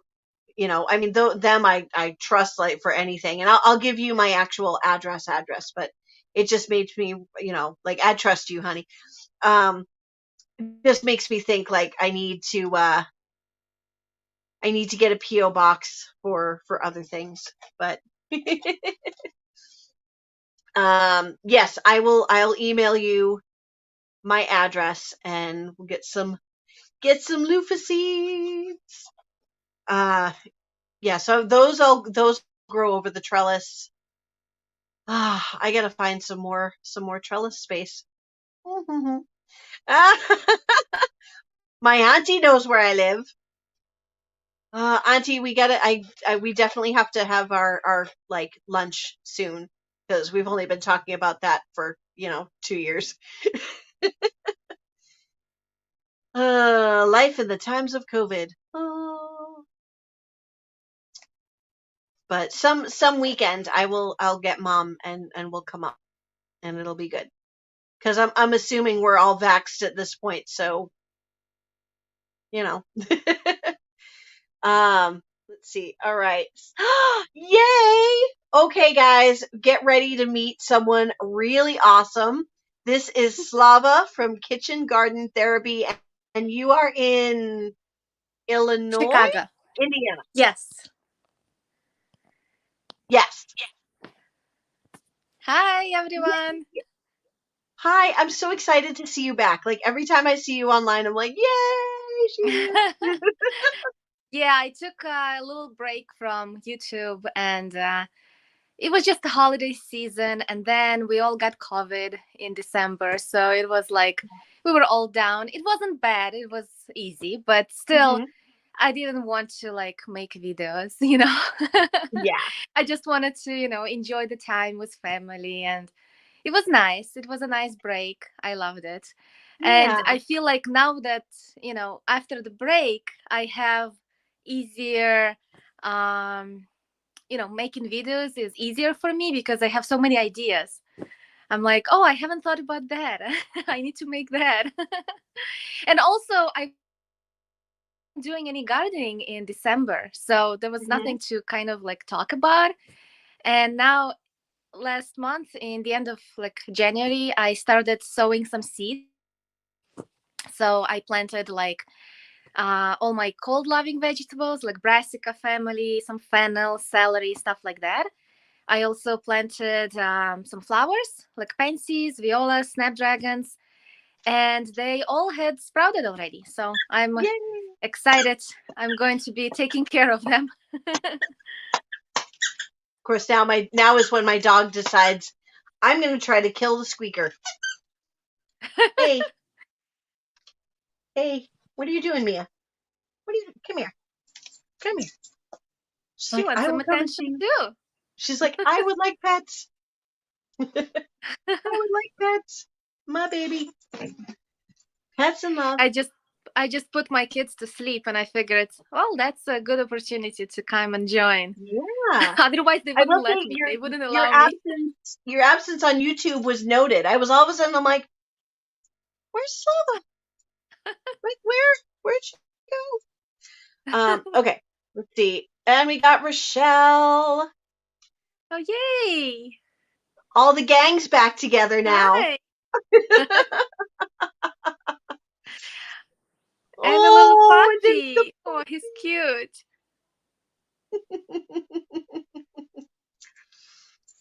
We can't hear you. I can't hear her. Yeah. Nope. She had some mic troubles. Can you hear me now? Too, so. Yes. Now we hear you. Yeah, the kid who hit mute on the actual microphone. Oops. Have you finally named him? No. No. No. That face says no. he's puppy. Puppy. That's cute. There we go. He's just falling asleep.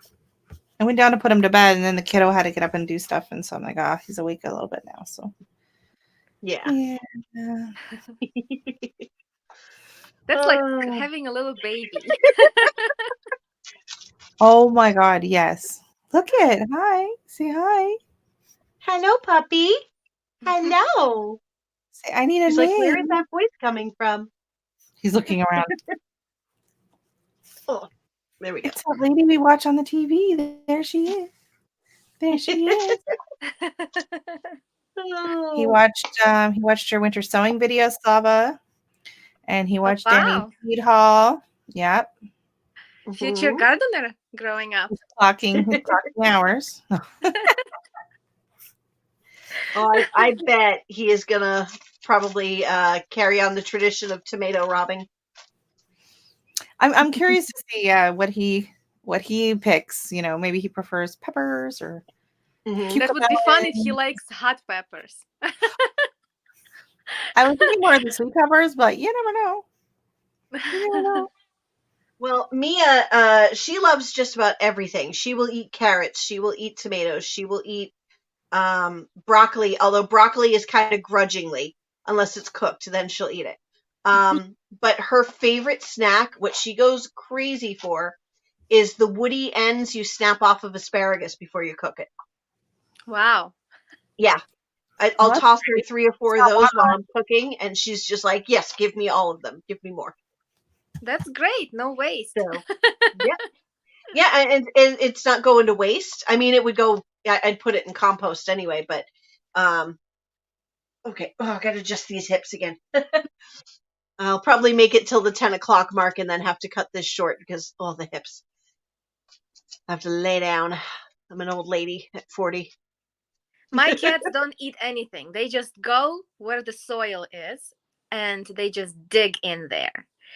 So I had to move all of my growing stuff upstairs, and I have to close the door and actually put something in front of the door heavy so they can't open it and go upstairs. Because they actually go and open the door and go up and just make a mess and replant all of my seeds.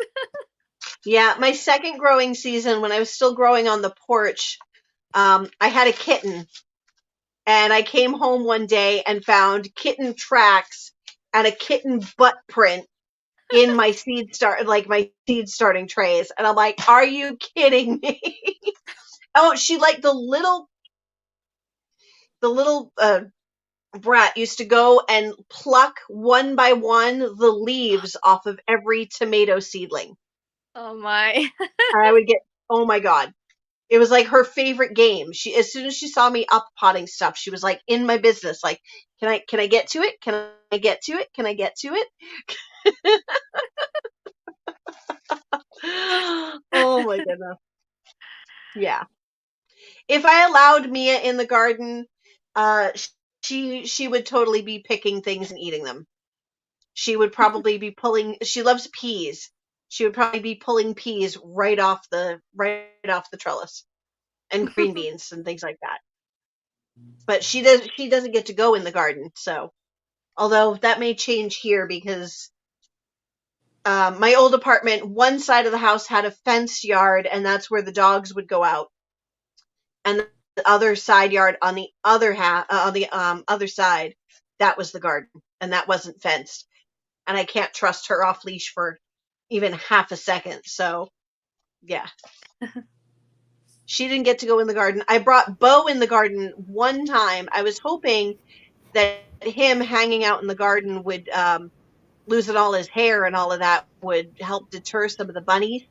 Because the dog hair around would, give it, that scent. And no, he just wanted to climb right into the beds and dig. And I'm like, oh, well, nope, not you. I'm not letting my cats outside either because I'm afraid they will never come back. or they will dig and they will go in your garden. All right. Oh, my granny garden heading out. Good night. It was nice to see you. And hey, girl, hey, we got Kiki Soto. Hi, Kiki. She's here. Yay. Kiki in the house. Whoop, whoop. Yeah, I was just gonna comment on the Hoodstead. She was asking about the gardening channel with James Pirioni coming at you live from Jordan. Oh, what did he say? Coming at you live from Jersey. Yeah. I love his channel. And Tuck goes out and he just like grabs a carrot and pulls it out of the garden and starts eating it. And sometimes he pulls stuff out of the harvest basket that cracks me up. Oh my God, I'm that's great. sorry. You don't like my James Pirioni impersonation? See, that's another thing I'm looking forward to when I finally do have my own property is getting another dog like Bo. Another Australian, like another cattle dog mix. And that would be so great because he was just the best dog. I mean, I only had him for 5 months, but I miss him like crazy. He was like one of the earmuffs for poor Mia here. He was one of the best dogs I've ever owned. And I can't wait. Barn cats, livestock dog in with the goats, and all that fun jazz. That's So. nice. Yeah, my parents have all kinds of animals on their farm in Ukraine. They have pigs, they have chickens. They used to have a cow, but not anymore. But I used to love growing up with animals, and now it's kind of like I miss it. Yeah. I moved from a village to a big urban city, and it's just not mine. Yeah. Even though I like the big fact that change. everything is here, but still I would think that country is better for me. Yeah, I have everything like at my fingertips here, but I could do without that. Like I can see a grocery store from my front window. If I want a pizza, I walk across the street. And all of that. But I mean, I would be willing to drive a ways to those things just to have more of the lifestyle that I want. Yeah, me too. Yeah. But unfortunately for now, we can't have it. Yeah. And I think I've already said it like 3 times, but like Jess on Roots and Refuge says, turn your waiting room into your classroom. Learn all the things. Yeah, and practice small. I figured probably if I get a big land right now, I would be lost. I would be overwhelmed, and it would be hard for me. But since I have a small backyard, I can practice and I can try growing all those things that I'm dreaming about. But I can practice on a small scale and gain experience. So then later I know eventually if I get a bigger space, I will know what I'm doing. I'll be prepared. Yep. Exactly. And I started growing on a small porch, moved up to my big garden, now moving into 3 garden spaces, and I think I'm adding beds compared to last year, so it's actually a bigger garden. I'm working on the troll right now. Message deleted. Alrighty.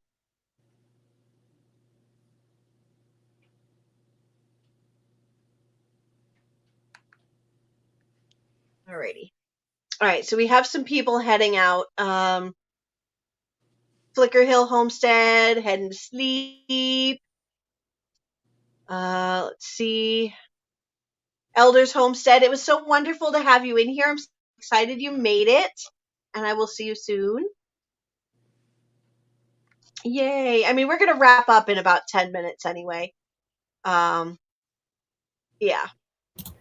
Yeah, sorry about that. I was in the StreamYard chat, and I can't do squat from the StreamYard.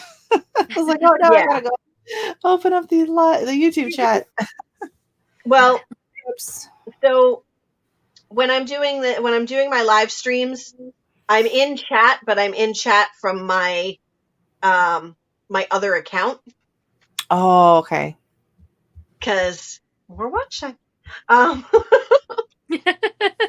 So then I have to go back in on my iPad Oh, okay. Yeah. and Is he asleep? yeah. He's So asleep. He's asleep. And he's out. Aw. I was pushing for the name Huey today, but that's cute. Nope. Sydney Okay, hates have it. I gotten rid of it? Is it gone? I can't tell. Yeah, I think it's gone. It says it's hidden. Normally, once you hide them, they just move on. Yeah. All right. So now I'm popping back into the other one.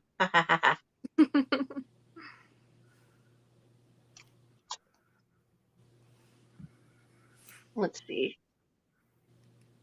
All right. Let's see. Elders Homestead. They headed out. Heather, my husband and I watched Phil and Alex on YouTube. Went from being city folk in California to having headfirst into homesteading in Tennessee. That's Wow. a big change. That's a big yeah. Mhm. I really had ideally wanted to stay within 4 or 5 hours of Boston because of my kids, but I'm starting now to look further afield because it's going to be a couple of years, and who knows where my kids are going to be from then, because one's looking at going to college in New York or Florida, and so I do need to stay Eastern Seaboard. I can't go out to the Midwest. I can't go out west. There was a very interesting situation offered to me over in the summer of going to Arizona. Oh, yeah, it was Arizona.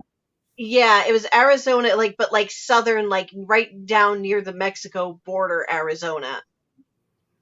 And literally being given 4 acres with a Wow. trailer on it, in exchange for helping the owners of the adjacent 8 acres with their farm, building up the initial infrastructure of their farm. And I was just like, okay, it's not that big a risk because it's just my physical labor and all of that, but it's too far. And southern Arizona, that is hot. That's triple digits as a regular. No, not for me. Not for me. And it's Yeah, I just don't like that either. ultimately it is too far from my kids. Yeah. Mhm. So as long as I can drive, even if it's a long drive, if I can leave in the morning and be to my kids by dark, I'm good. Yeah. I think that's, yeah. Can you see what fabric's behind me on the shelf? I mean, I can see a bolt of a blue fabric.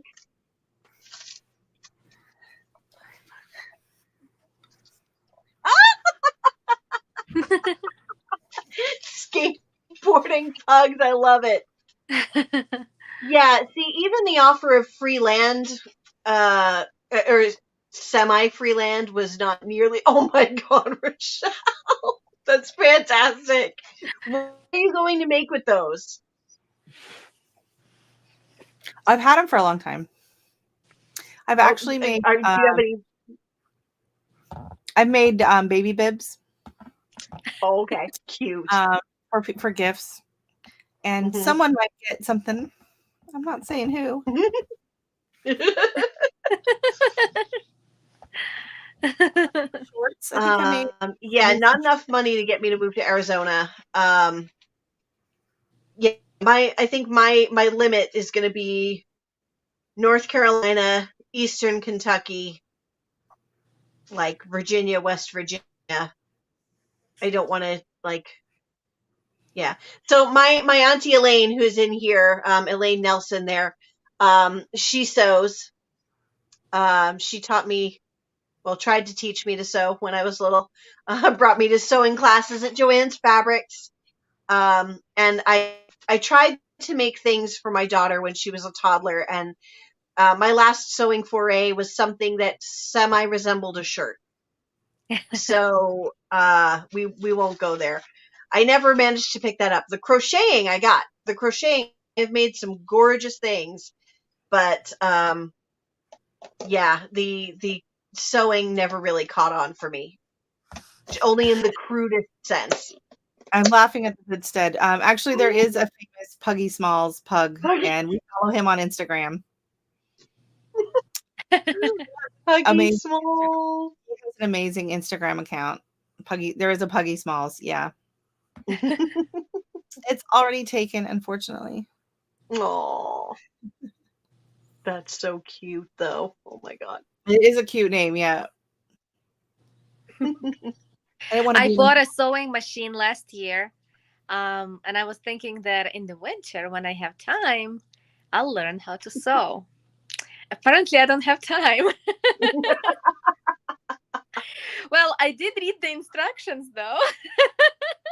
I thought, oh, you know what? This winter, when I have my off season, I'm gonna finally learn how to use the Caden Live software, how to actually edit the videos without because I'm just using the cheap like movie video editor, and I'm gonna learn to use one of the proper editors, and I'm gonna do this, and I'm gonna do that, and now the new season is starting, and we're not going to have any more time. Nope. And I'm starting because it's the end. It's not the end of January. It's the beginning of February, and it is time to do all the things again. Oh, I like that. That's pretty. I cut this fabric out to make myself a purse, I think in October. And that's the farthest I've gone. Because, I was going to make my purse, and then my daughter said she wanted a purse, and I made hers first because it was smaller. And then she wanted a coat, a jacket, and a skirt. So then I made that. And then it was Christmas, and I made sweaters, and I made a quilt. And then the problem is like when she was doing online, they kind of going back and forth to online learning. This is the desktop. So when she's in online learning, she's on the computer all day here. And you can see where my sewing machine is. Yep. And then when she's not doing online learning, she's on the computer playing Roblox. So. Of course. If the kid's home, it's really hard to get any sewing time in. Yeah. So. Yeah. Elaine, she sews every day in the winter. And her kids are all grown, and she's, just occasionally has one of the grandbabies. Made 3 bags just this week. Oh my. What kind of bags are you making? Are you making tote bags? Or, you know what? I'm just going to go throw him back. I'm going to throw him in bed. He's trying to sleep, and he's sleepy, baby. He's getting whiskey with me. I don't want him peeing on me. I'll be honest. Yeah. I'll be honest. I'll be right back. Yeah, see, it sounds like everybody is just, you have plans, and then you get hurt, you get COVID, and yeah. I, so far, have managed to avoid it. And I've been out living my life, doing the things that I would normally do, with the exception of my friends and I aren't having parties. But I'm doing theater, I'm going to the store, but, I wear my mask, and, you just do what you got to do to be out in society, and I have managed to not get it yet, and it could just be by random chance and vaccines. But I'm glad I got it because it was easy, so now I'm over it. Yeah. Yes. But I knew it's going to be easy because I'm, pretty healthy. Mm-hmm. Yeah, no, I'm glad it was mild for you. Most of my friends who have had it, it was mild, but I have lost people too, which is very sad, and a lot of friends have lost parents and grandparents and aunts and uncles. But yeah. Anyway, we're gonna not talk about the ick anymore. So oh crap! Yeah. I missed the ick. You what? I missed the ick. Yeah, we're gonna not talk about the ick anymore. Well, my mother is recovering quite well, so she apparently got it Saturday. Felt miserable Saturday. A little bit better Sunday. Felt better yesterday. Tomorrow she's going to be going out into the main room again. So, Elderberry tincture, yes. Is it the same as elderberry syrup? I have a friend of mine that makes it up here. and I get mine from her, and it's delicious and very, very helpful. Is it the I've same as finished, elderberry I wine? finished mine already. I've been taking it, so I ran out.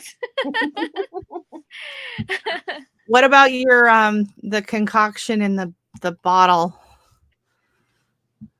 I have many concoctions. That I was gonna say you might need to be more specific there. I I can't have remember the a name ton of it. of them. That sauce. Fire one, the like fire tonic or something like Oh, you have. fire cider. Fire Yeah, cider. I need Fire to make a new cider. batch of it too because we ran out. We've been having it every day, and it's pretty good thing. Maybe that's why we had the thing very mild because we've been pumping ourselves with horseradish and ginger and all that stuff. Right. I had Now I'm horseradish just taking a spoon of apple cider vinegar every day. Even even without all those goodies that you put in fire cider. Yeah. The apple cider vinegar by itself, it's also very good. Yeah. It's a tonic. Just make sure you So- use a straw. Why? Because For the the teeth? apple cider vinegar is bad for your teeth. Yeah, they say if you're going to be taking it every day, use a straw so it doesn't harm your enamel on your teeth. Okay. Tip I of the never thought of day. it. Yeah, I typically if I'm gonna, I mean, I don't do it every day, but if I do, I usually mix it in like some water, like really heavily dilute it. Ugh. No, I would rather take just a down the spoon of hatch. it. Yeah. Oh, really? Yeah. I don't know. Oh, I can't. I'd rather it's like okay. So I was very, very, very bad girl when I was pregnant with one of my Suro babies, and the mom and I decided we were ready to get this pregnancy over with, and I went the castor oil route. Oh. And so I did the castor oil, but I put it in a giant glass of orange juice, and so it went down like nothing, and it worked. It worked perfectly. It works, So. but it's yucky. Yeah. I mean, and there are dangers if you take it too early. Like if you're not ready to into labor, don't do it. If it's not like time. If you're, but I was sitting there at 4 centimeters just waiting for the contractions to start. So we were ready.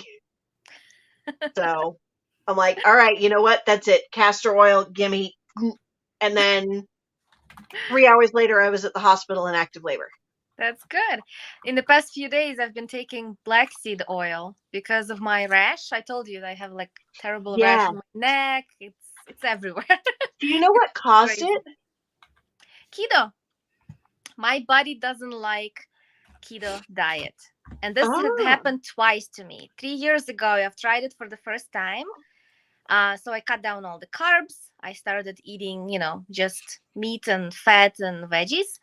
And as soon as I started it, I got a terrible rash. And I started searching what it is. And everybody's saying, yeah, it's keto rash. I didn't know keto. I knew about the keto flu. I didn't know about the keto rash. Well, I don't get keto flu, but I get rash. So I feel great. Like I get mental clarity. I have more energy when I do keto because carbs slow me down. So keto is kind of, it's good for me in that sense. But my body is sensitive to the, I guess when you run on fat, when your body burns ketones, the leftover is the acetone that comes through our skin. So if you have sensitive skin where your sweat spots are, you will have a rash. And apparently my body is one of those. So this time I started it, I knew it's going to be happening, so I was trying to do it carefully. I was not going cold turkey. I was like slowly cutting my carbs down on the way in. And I even bought some of those enzymes that help with burning fat, like, I forgot the name of them. I think it's called gallbladder formula, something like that. I don't have one of those anymore. It didn't help. I still got the rash, and this time I got it even worse than the last time. I got it on my scalp, on my neck, and it's so terrible. It's like you can't even sleep. I getting up 4 times a night. It's Ooh. crazy. So I went out of keto. I started eating fruits, but I still want to lose weight. So I'm not going to like start eating carbs. I decided I'm going to make my own diet. I'll be Mm-hmm. supposedly like I'll be eating what people on keto are eating, but I'll add fruits. Mm-hmm. So instead of like carbs from sugar and like pasta and all that stuff, I'll be having natural sugar. Mm-hmm. So hopefully I'll be able to lose Yeah. something. I think that now that I have an actual kitchen that I can cook in, yay. So I will be doing far less takeout. So I should start dropping pounds fairly quickly. Like I think what I might do, because I can't full on go keto. I can't keep track of like, and I can't 100% cut out all my carbs. I would go crazy. So, and the thing is, I can't do that. It's not sustainable for me to do that forever anyway. But what I can do, when I was pregnant with my last two, the two surrogate babies, I had gestational diabetes both times.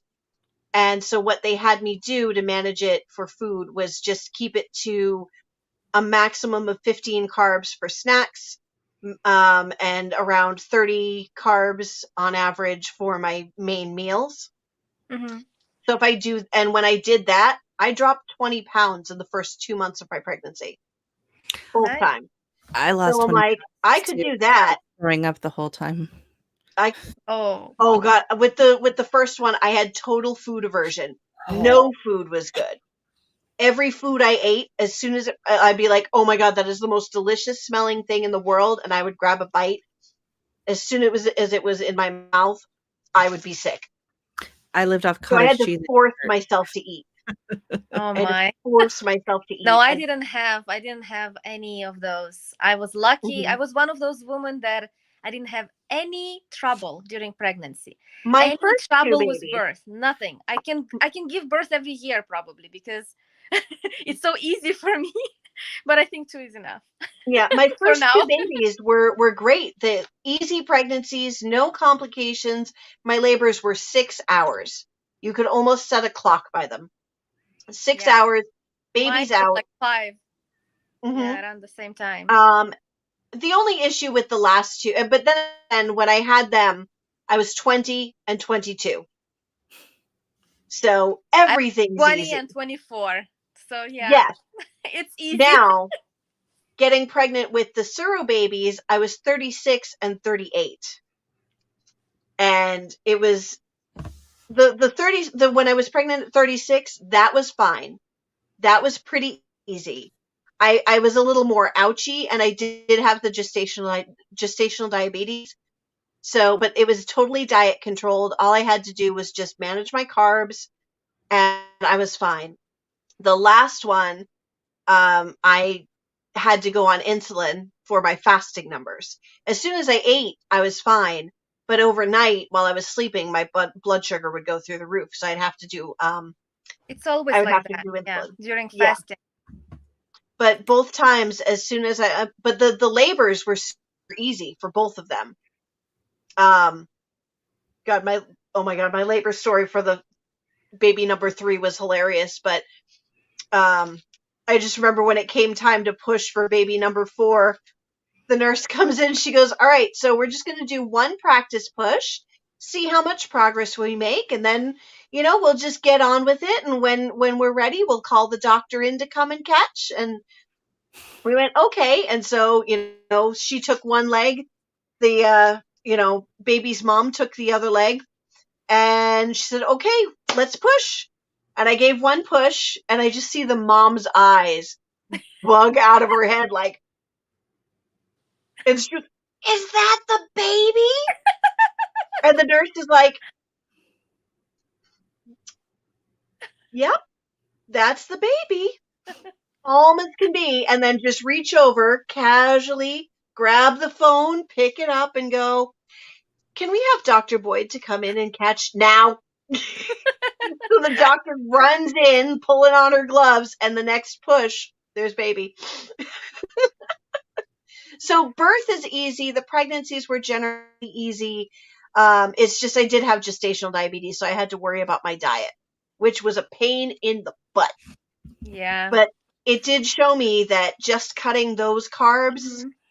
I can still eat little bits of what I want. I just have to get rid of those, and then the weight just pours off. So I can be on keto forever if I don't have the rash. Like, it's easy for me to not eat carbs. Even though I love baking, I love bread, but if I tell Mhm. myself that I can't have it, I'm pretty good at disciplining myself. I The am only not. thing is this rash is killing me. Like, Oh yeah. and I saw somebody commented, Old Ways Gardening and Prepping said that goldenrod salve will work.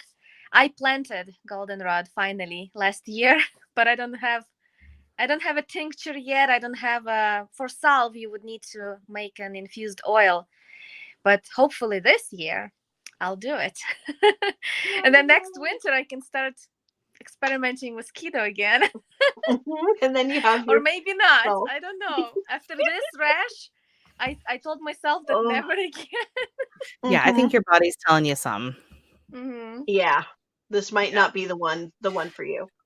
Yeah, years and years ago when I was well, not that many years ago when I was young.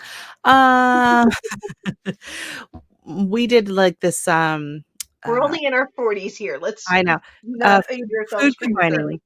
So we did the food combining, and you're not allowed to combine fats and carbs. So if you're going to have carbs at one meal, you can have carbs, but you can only have carbs with non-fat, right? So Hmm. if you're going to have like spaghetti or Mm-hmm. noodles or pasta, whole grain pastas with like a marinara with no fat. So the problem with this, or you can have all the fats and all the meats and no carbs. So the problem is everyone just eats bacon the whole time. But anyways, that we were trying Well, I have a friend who tried to do keto. to, Okay, actually I had two friends doing keto. One was eating lots of vegetables and was, doing the fat loading and all that, and, and really watching everything. And the other one pretty much just changed her diet to bacon and zucchini noodles and cheese, lots of cheese. No. And so one of them lost weight and the other one did not. Um, yeah. Although the one that was eating the bacon, zoodles, and cheese also was still drinking lots of wine. That's not So keto. there, exactly. I'm like, Wine has sugar. You can't have it on yep, keto. exactly. So she's You can't trying to even tell have me, hard liquor, even though hard liquor doesn't have carbs, but it doesn't work well with keto. It doesn't let you lose okay. weight. gin. So she's trying to argue with me that tomatoes are not keto friendly because they've got 4 carbs per serving. But she's sitting there downing her, yeah, No, tomatoes you can have. I mean, as yes, long as you in don't have a bowl moderation, of them. yes. But she'd tell me I can't have a tomato, in my salad because it's too many carbs. It's not keto friendly. And I'm like, how many carbs is in that glass of wine, honey? Yeah. Yeah. No, I tried the food combining and it worked really well for like the whole family did it. Worked really well for my dad and my sister because my sister always had like issues with eating food. She always felt nauseated after she ate. Nothing ever settled well. So it really worked well for her. Um, I felt horrible doing it. And we did it for, I don't know, maybe a 6 weeks, a month, 6 weeks. I lost a few pounds. I was thin at the time anyways, but I felt absolutely horrible. I ended up going to the doctor and he did some blood tests and he's like, you haven't been doing this food combining thing, have you? And I was like, Uh-oh. yeah. Yeah. And he said, listen, he goes, no, it's not for you. Your body needs at least some carbs mixed in with the fat. Like he's just like, it does not work for you. So, yeah, the whole keto thing from the start, I'm just like, I'm leery of it just because of that. I think sometimes things work for some people. But yeah, I mean, I know I could definitely cut back on, you know, the wine occasionally and the birthday cake we've been eating all Um, week. yeah, with me, it's soda and pizza, soda and pizza, soda and pizza, and soda and pizza. Yeah, I've I've been to the bubbly, like the sparkling waters and stuff. And here in Canada, there's a brand called President's Choice. It's like a store brand, and they have a root beer, a cream soda, cherry cola, and ginger ale. They taste amazing, and there's no artificial sweeteners, there's no artificial flavors, there's no sodium. It's all natural, Mhm. and it tastes exactly like cream soda, just not sweet. So Mhm. it's a little weird the first few times because you're like, wait, you taste that cream soda flavor and you're waiting for the punch of sweetness and it doesn't come. Mhm. But then you get used to it. I also like just the plain ones that are like the what is it? Like the grapefruit's my favorite, the fruit flavored ones. I've But tried like sparkling water and things like that, and every single one of them that I've come across has like some bitter or almost like metallic aftertaste in the like it bites. It's like, are they ugh. the ones with the fake sugars and stuff in it, or because I No, don't touch that stuff? No. Well, the no, like mineral water tastes weird because it has those minerals, and Yeah. depending on which minerals there are, like if there's more sodium, it'll be even slightly salty. Like I mhm. know back in Ukraine, we used to have this water um, coming from mountains, which was mineral, and it was salty, but it was so good for stomach issues. Like everybody knew that if they have an upset stomach, they have to go drink that water because it will help them. So I grew up drinking mineral water, so I'm fine with it. But I know a Mhm. lot of people who taste it and they're like, yuck, how do you drink Yeah. it? Well, I think I'm talking less about like mineral water than like the seltzers, like Mm-hmm, mm-hmm, flavored seltzers, sugar free, all sweetener, mm-hmm. they just all everybody's like, well, if you like soda, but you want to stop drinking, you switch to that, and it's so nasty. So How about rather than drink kombucha? those, I would rather just drink straight out water than drink any of those. Have you So I tried mean, it's kombucha? probably better. No, but I do want to try kombucha. One thing I do like to do is I like to get my like 32-ounce Nalgene or whatever, Mm-hmm. water bottle, and I'll fill it up with very hot water and throw a couple tea bags in there, let it sit, take the tea bags out, like chamomile, and I'll just drink off that all day because whether it's warm or it's cold, it's still tasty. Mm-hmm. Um, so I've got to get back into that. I like kombucha. That I have it growing on top of my fridge. And of course, when I went keto, I stopped drinking it because of the sugar. But it doesn't Hmm. have that much sugar. Like it will not, you will not gain weight because of kombucha, obviously, Hmm. because all of the the mother, the SCOBY, they will eat all the sugar, so it will be more tangy than sweet. But Hmm. it's supposedly healthy, The so they dad say. of one of the families that I nanny for, he makes his own kombucha. So I keep meaning like one of these days to ask him to like if I can try it. So yeah. Yeah, I we did kombucha for a while a few years ago, and I don't know, we did it for about 3 months and didn't notice any benefits to doing it, and it just was kind of a pain in the butt, and we quit doing it. I like it in the summer, because in the summer it's hot and you want something cool and refreshing. Yeah. In the wintertime, I don't drink anything cold. All I'm drinking is hot tea or hot coffee. That's all I'm drinking. But in the summertime, I need something icy. See, Drink Ice I'm World. weird because I do not drink coffee. I don't like it. I don't know why. Never have. Occasionally, I'll get like some sort of mocha thing from like Starbucks, but we're talking like once or twice a year, if that. Ooh, if you go to Starbucks, get their rose tea latte. Rose tea latte. I literally live directly across the street from a Starbucks. I can be Me there too. in 30 seconds, except Me they're too. closed right now. I only like one drink from Starbucks, and that's flat white. That's my Oh, that's good. favorite Yep.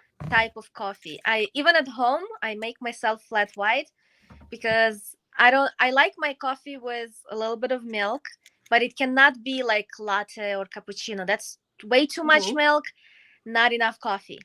Flat white is like perfect combination because it has 2 shots of espresso, so it's enough caffeine to wake me up. Mhm. And not too much milk because my body doesn't like too much dairy. Yeah.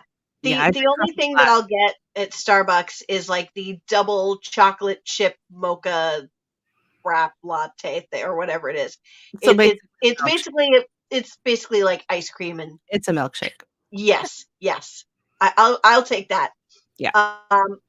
So when I tell my friend who is coffee obsessed, she's always trying to get me to come to the dark roast. She's like, come to the dark side, come to the dark roast. Yeah, but she's always, I always tell her, I'm like, nope, I can't drink coffee unless it's got obscene amount of chocolate in it. Hey, I- Root Shoots and Garden Boots. Hello, Hey, Kim. Roots How are Shoots. you? Roots shoot. That's hard to say. Roots Shoots Too and late. Garden Boots. It's too late in the night to say it. Old Ways Gardening and Prepping. I'd almost think you were a New Englander saying that. Dunkin' Donuts. I am a New Englander. I am from Boston. I live in a city that at one point had 8 Dunkin' Donuts in it. And we're talking, this is a city of only 40,000 people with Wow. 8 Dunkin' Donuts. Oh my And gosh. they were always busy all the time. See, when I left the States, Dunkin' Donuts was not known for their coffee back in, well, I moved up here in 03. Mm-hmm. And It like, used no to one be talked about the about, donuts.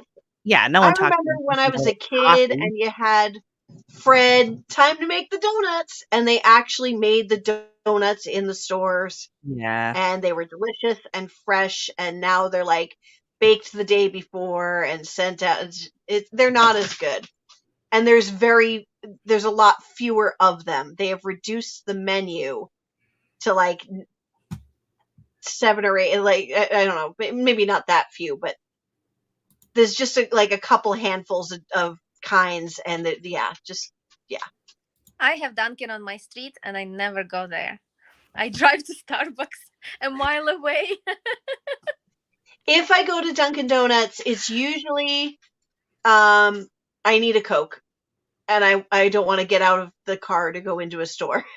Or occasionally my kids want a breakfast sandwich, or it's winter and I need a hot chocolate, which, by the way, Dunkin' Donuts hot chocolate with 2 pumps of blueberry flavor and some whipped cream and some milk. Very diet Again, friendly. a warm milkshake. I know, so not diet friendly, but I get like maybe 2 every winter. That's called a warm up milkshake. Yes, it is. Oh goodness. Let's see. No, I grew up in the West Coast, so I grew up in, Now everybody's South talking about Central. Dunkin'. And but yeah, we do the French press black coffee at home. That's what I want with breakfast. Fancy schmancy. Is fresh ground coffee in the Oh, French we get press. another one. I got them already. And Michael Richards, yeah, I got them. Yeah. Okay.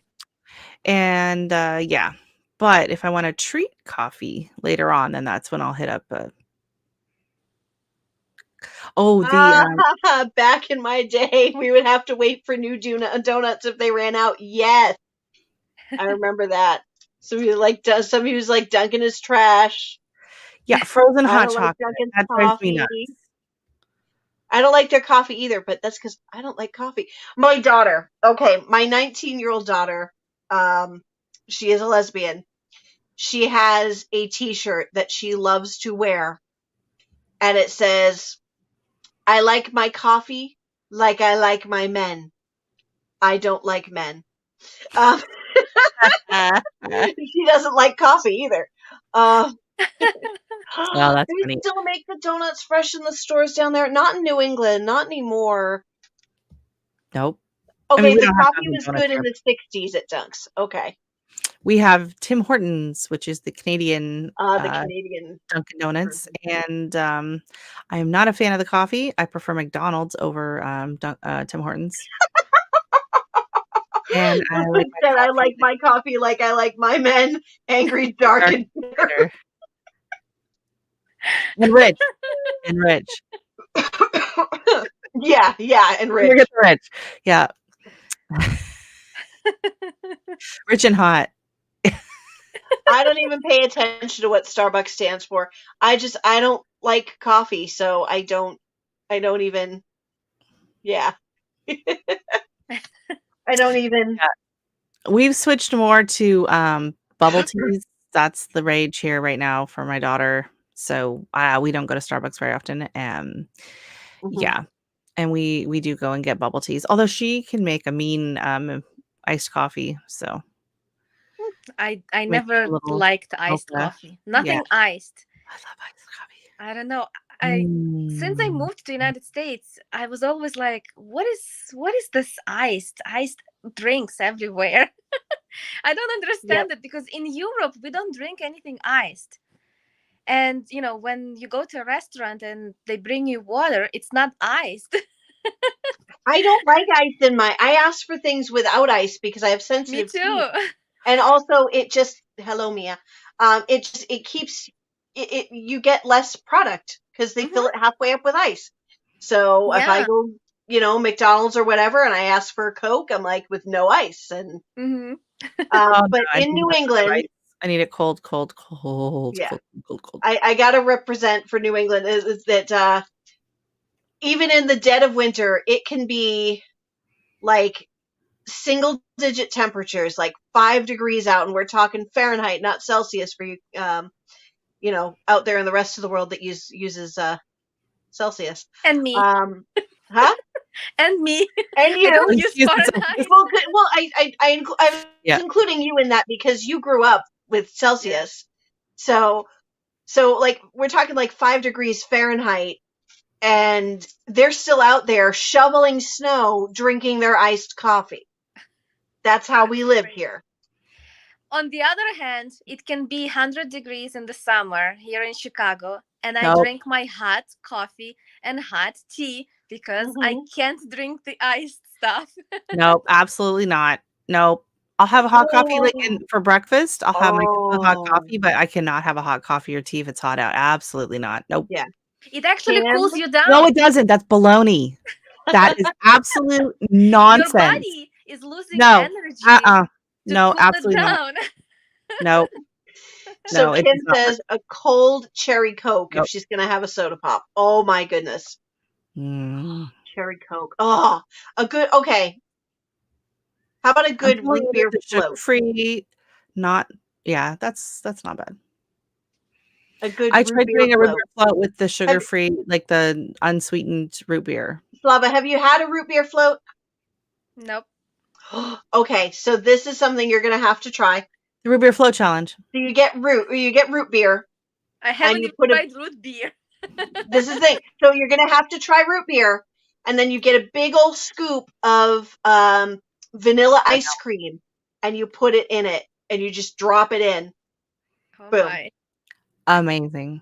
Oh. Have you had the sarsaparilla? Okay, and there is diet root beer that tastes just like it doesn't taste like diet.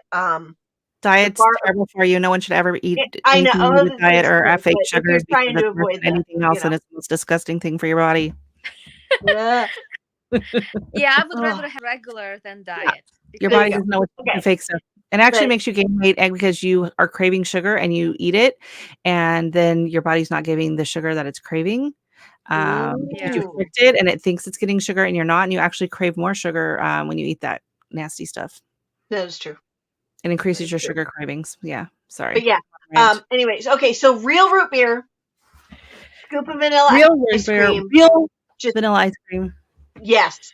Yeah, it's gonna be real vanilla ice cream, like real everything, not like the extract stuff, but beaver butt ice cream.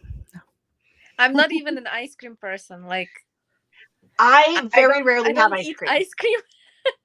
I have to be very much in the mood very much in the mood for ice cream. Like, I'll have it a couple of times a year. But, yeah, a root beer float. I actually haven't had one of those in. You got to go to I don't even A&W know how though, many and you years. got to get it in the big, huge mug that's like frozen. So they keep the big glass Ooh. mugs in the freezer, so it's frosty, and then they serve it in that. And yeah, Oh. My friend makes her own vanilla extracts too, Heather. Me too. oh yeah, I have Um, some going in the cupboard, but Sydney doesn't like it I because she says it tastes like vodka. I I've have thought it about sitting trying to right make my here. own. I just A eventually I surprise! will. Ooh. My That is vanilla a extract. beautiful, beautiful container. Well, my vanilla extract that's sitting in a mason jar is feeling very inadequate right now.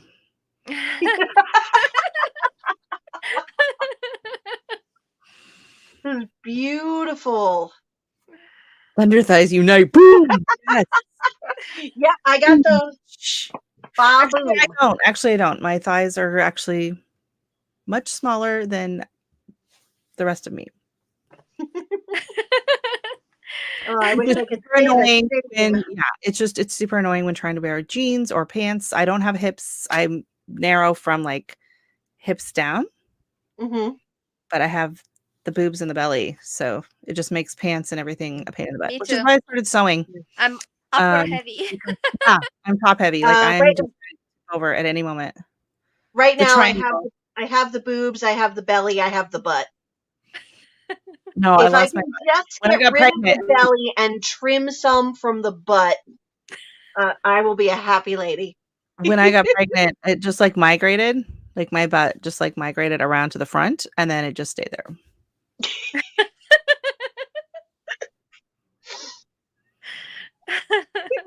Yeah, Yes. that's So where we're you're like, at. there's like apple shaped, and there's like pear shaped, and yeah. Upside down Yeah, triangle. I am upside down triangle, and I have very very broad shoulders. Right, like even when I was very thin, like Me the too. Same. football players in high school were always jealous. You know, they're like, "Do you have Mhm. shoulder pads in there?" I'm like, no, no one's putting shoulder pads. No. Like they're just like very very. Oh. See, I think I came into like the age of actually caring at all about fashion right about the time shoulder pads were starting to go away. Oh, that's a shame. Yay Yeah. me. They're my coming older back. I sister think and my last time they cousin, were in style. my Last older year. sister and my cousin had the shoulder pads and the poofy hair, with hairspray and teasing it up, yeah, crimping their hair, and yeah, I just looked I at think that and these went, are old ways. Good luck carrying this around. Yeah.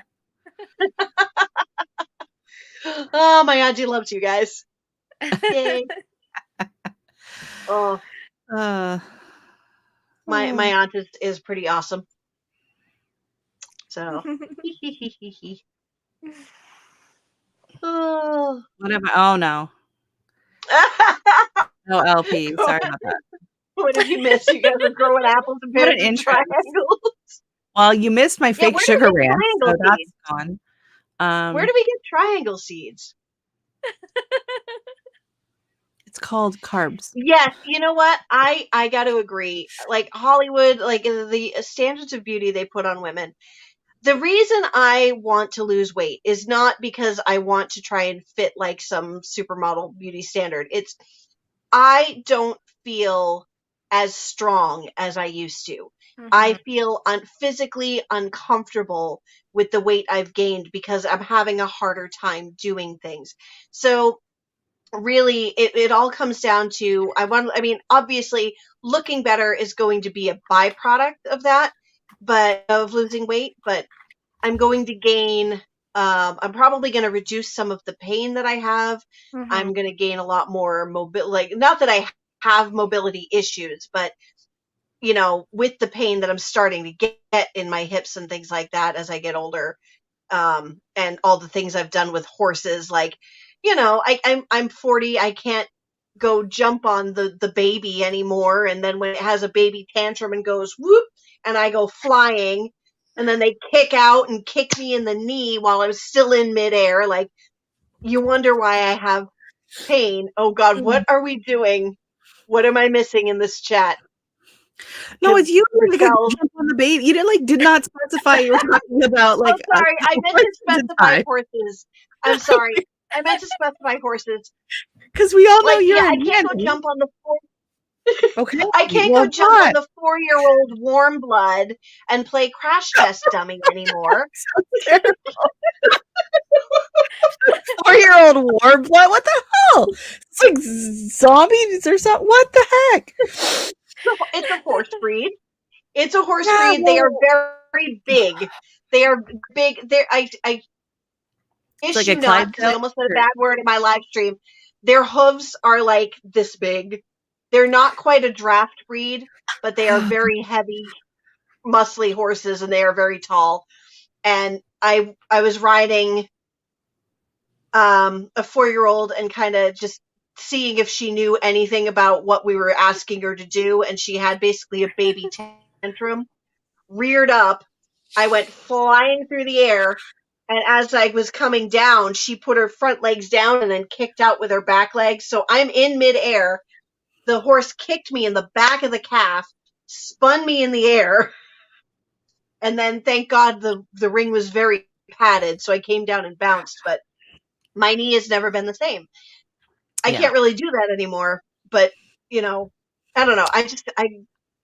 I'm losing weight for the health. how I Yeah. physically feel Mhm. for my health, not because I'm trying to fit like some standard, because That's the best reason. Yeah, for my health and to pretty. fit in the actual clothes that are in my closet would be nice. But Right? Oh God, I've had to buy new jeans. I am mad. Oh well, I I don't am buy jeans. mad. No, Ugh, I don't wear jeans. I used to live in my jeans. Now I live in yoga pants, but I'd Yes, like to fit ma'am. into because I refuse to buy new jeans. So, and the yoga pants just stretch.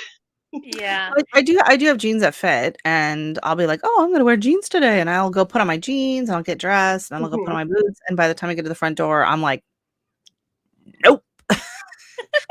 They're uncomfortable and they're stiff, and then you go to squat down and you can't because your knee. No, even for work, like I won't wear jeans for work. I actually wear scrubs now because I discovered scrubs work for me quite well on the job. Because even women's women's work pants and cargo pants, they're very thin, slim fitting, and you go to squat down and you can't squat down in them. Like it's The Hood said, "You're not 50, are you? Or over 50?" I never would have guessed. I never No. would have guessed. No. Well, they say the warranty expires at 30, and then things start just going from there. And I will I can attest to that. Let's see. Yeah, you got to get your stress levels down. Yeah, you'll be 50. Kim, she'll be turning 50 this year, and everything hurts. Oh, yeah, my back. We were. I started exercising recently. Exactly. That's the whole first half of her thing was how she's this wonderful nanny, and now she's riding 4-year-olds and Jumping on the baby. jumping on the baby. I have a T-shirt, and I can no longer wear it because I've gotten too big for it. But it literally has the word babysitter on the front with like one of those like no smoking, like the circle with the line through it, and on the back it says, "As a child care professional, I find it best to refrain from sitting on babies." On the babies. Jumping on them. Yeah. Don't jump on the baby. Jumping on the baby. Yeah. No, Yoga it's pants. we were moving a couch yesterday, and it was one of those that had like holy guacamole. Let's just say actually, okay. Old ways gardening and prepping. I lost my gallbladder 18 years ago this coming May. I haven't had a gallbladder for 20 years, or almost 18 years. My second pregnancy gave me gallstones. So this whole time, the whole pregnancy, or the back half of the pregnancy, I'm thinking I'm having heartburn. No, it was my gallbladder trying to kill me. So I had it out. And some things I can eat, and some things I really not. I got it. Yeah. Yeah, I just started exercising from beginning of January, New Year's resolution. I got another one. And I I realized got it. how hard it is I got him, because Danny. I haven't done Okay. it in a while. So now everything hurts. And I'm like, why haven't I done it earlier? Mhm. I remember Rochelle like keeps telling when me I I was need to teenager, I was do able yoga. to like do 20 push-ups without any hard time. And now I started with like 5. Now I can barely do 15 and I'm dying. So you're doing that, and I've got this app that like prompts me to do little things during the day. So the like one of the prompts the other day was to do 3 push-ups, just 3. And by the third one, I was like, I almost Ooh. could not get up.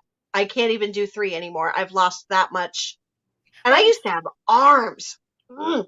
yeah, you have to do warm up first. It's not good to Mhm. just start, doing push-ups or sit-ups out in the Yeah. open. You gotta start by warming up. And Stretch and for the first week of January, I was not even doing any exercise itself. I was only like warming up and stretching.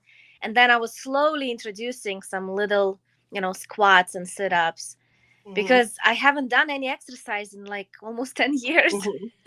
Oh yeah. And I Well, realized that's it that for sure. Yeah. doing exercise in 30s is harder than in 20s. Yeah. Definitely Oh is. God, yes.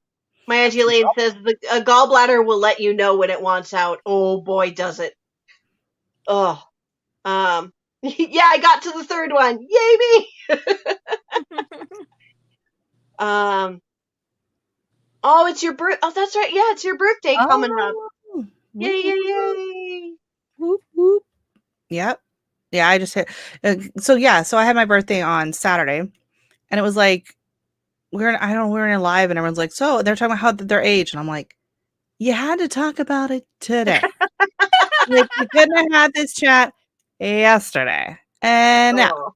And they were all young. They were like, "Oh yeah, I'm 35 and 36," and they have like 20 kids, and it's like, what? No, they didn't Mhm. have that. But yeah, F.R. and I'm like, Humphrey, oh, after a couple of falls, I'm seriously working on strength and flexibility. Yes, see that? yeah, I need that back. I need that back. Yeah, yoga and Pilates and yep. I just yeah. finished the 30 days of yoga with Adrian, so that was good. I'm about to start 30 working with days of yoga. a previous realtor colleague of mine, and she's she's a personal trainer, certified personal trainer. She's also, has a degree in physical therapy, and she's also a nutritionist. So I'm getting all 3 of those in one, and No, she's scary.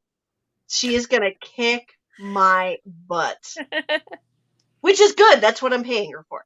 So there's gonna be a lot of complaining on this channel soon. yes, but I mean, it'll all be worth it. Just remember, when I do complain, just say, Danny, you literally paid for this. So Stop yeah, shaking, Danny. No. that was a dog. I'm surprised she hasn't stuck her head under the blankets yet. Huh? Mimi, you're such a good girl. She's like, Mom, it's bedtime. Let's go. Yeah. Oh, she'll tell me. She'll Yeah, like my little start guy putting was her just head like, on my oh, pillow and looking at me like, or she'll stick her head directly under the blankets. Yeah. Oh, she's such a good girl. She's such a good girl. This yeah. is the I smallest found dog that, I could ever possibly own. even the Wii is fun. It gets you moving. If you have Hmm. like Plus and whatever, trust me, 10 minutes Yeah. of that hula hoop is no joke. My brother left an exercise bike here. I plan to use that once I uncover it from the horde. Put a So. giant pillow on it. Just telling you now. Oh. I have a I can't think what it's called, but like my bike seat for like my outside bicycle, it's a rectangle. It's called a crotchless bike seat because 30 seconds on a traditional bike seat and I am nope. Can't do it. Huh. Can't do it. I So haven't yeah. ridden an actual bike in I don't even know how long. That's sad. I think I need to get a Me bike. too. I don't think I need to get a bike this year. We have Get a so many trails around here Yep. that I could go riding on. Yeah, it's fun. I wanted to do more bike riding this year, but every time I said, let's go for a bike ride, my daughter's like, no, I'm going to go play with my Mhm. friends. And then it's like, and then And it's with like, me, it's opposite. You know, my kids want to go, and I'm like, no. I'm the one that wants to. Well, the thing is she knows because I want to go. It's not going to be like just around the, it's going to be like an hour and whatever, right? So like I like to take the bike and Mhm. go on the trails, and I'm gone for, I like a good, 45-minute hour bike ride. I find enjoyable. She only does if there is like, food involved halfway through. Can we ride our bikes to McDonald's? What? No. Oh my god. Yeah. Yeah, there has to be a treat There involved. you go. In Heather order for me to bikes enjoy it, 3 so, miles to pick up her CSA share once a week during the grow season. Nice. Yeah. So imagine having to ride back on your bicycle with your CSA share. Oh my That's a God, balancing act. watch Ava on DIY and Co. Have you watched her channel? I haven't heard of that one. No. She's in the YouTube group, DIY and Co. She's in Amsterdam. Okay, so no one, she doesn't have a car. No one in Amsterdam has a car. So Oh she yeah, has they're very big on bikes. big on bikes. And so she cycles and she takes her bike everywhere and she like trash can picks. And she went to the store to get she had to go and get oh god, I can't think what it's called. The fake wood stuff to make a counter and MDF. So she goes to get a piece of MDF at the hardware store and puts it on her bike. She goes out and finds this giant, huge, heavy bench, puts it on her bike. That video, I was laughing. Okay, so she saw it in the garbage. She decided she couldn't decide. She went home, couldn't stop thinking about it. So at like 2:30 in the morning, she gets back on her bike, rides a half an hour to go get this freaking bench, puts it on the front of her bike. Like this thing is big and heavy, and she's pedaling. And there's a few times like the camera goes, it's gone. Like I don't know how she made it home with As this thing. crazy as I am. Yeah, okay. All I gotta right. drop the link. I gotta find the video. I was dying. I was laughing so hard. I'm like, how did she get that on her bike? Like, oh my god. I enjoy her videos. She does a lot of she's not doing as much of the gardening right now because it's been winter time. Mhm. And she does a lot more like DIY Oh, see, that makes sense. decorating with her farmhouse and stuff like that, right? And one of my favorite videos I've watched on YouTube would be her video of kind of the tour of the downtown of Amsterdam and the whole story behind all the bikes and everything. It was just fascinating. So yeah, let me just go. I'm over on her channel. I gotta find it. It's so Yeah, funny. throw a It's link hilarious. up. And she does a few where like she goes thrift shopping in well, not in Amsterdam, but she's in the Netherlands, right? And so she does her boyfriend is putting together a farmhouse. They're like redecorating this old farmhouse together. And then she also has a friend who restored like this really old farmhouse into like a bed and breakfast. And oh my God, the house is absolutely insane. It's gorgeous. Sorry, I'm just trying to find this video I can't remember what the title of it was. It should have been Crazy Bike Ride. I'll find it. Don't mind me.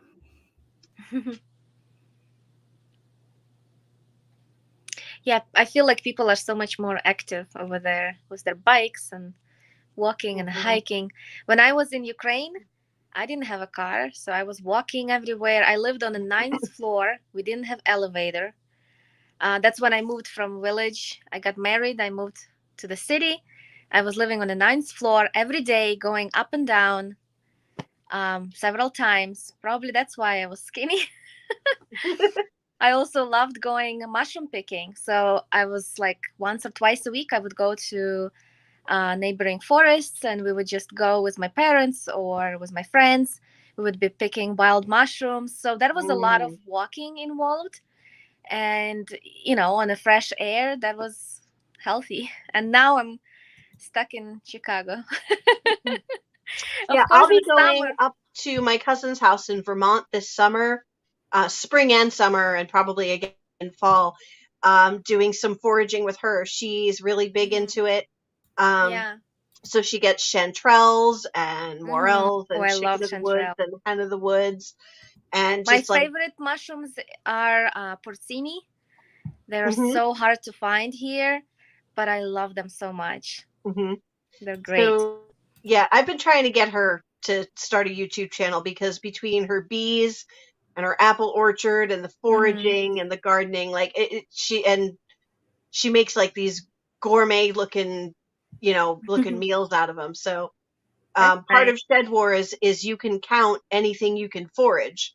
Hmm. I went hiking this summer, or this fall rather, and I noticed this humongous patch of wild blueberries, Nice. of about 20 minutes from me. And I'm like, I am coming back here round about late June, early July, and I'm going to start checking on these. And as soon as they're ripe, I am getting myself a bucket full because blueberries that you grow in your yard are great, but wild blueberries are just They're something better. special. Yeah, Hmm I like wild blueberries more hmm than these. Yeah, we've always done every summer. We would go with parents. We would go into mountains. We would pick lingonberries, blueberries, Ooh, yum. raspberries, blackberries. What else? Sea buckthorn. All kinds of stuff. Hmm We've had the climate over there in Ukraine is kind of like here in Midwest, so we have a full fledged winter, negative degrees and stuff like that. So the things that are growing there are similar what we can grow here. hmm And yeah, I loved it. I love foraging. We would pick not only edible like fruits, berries, we would also forage a bunch of like medicinal herbs. So hmm I didn't have to grow them in my house in Ukraine.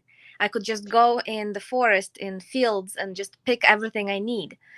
Here, I don't know where to go, so I have to grow Yep. everything I need. hmm And also in the state of Illinois, like in preserve like parks, they're called preserves, and you can't legally go and pick That's anything. true. Yep. So even if I go on a walk in one of the parks around Chicagoland and I see the things I need and I want, I can't legally just pick them because Yeah. I'll be in trouble. So Legally. yes. Well, I don't want There's to. a there's a place I would go camping out in Western Massachusetts, and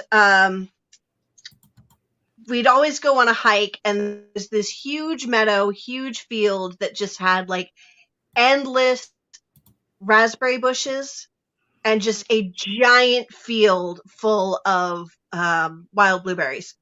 And now that I think about it, I wonder if we were really allowed to pick them, but we picked them anyway. And then my dad would make us like blueberry pancakes over the campfire. So yeah.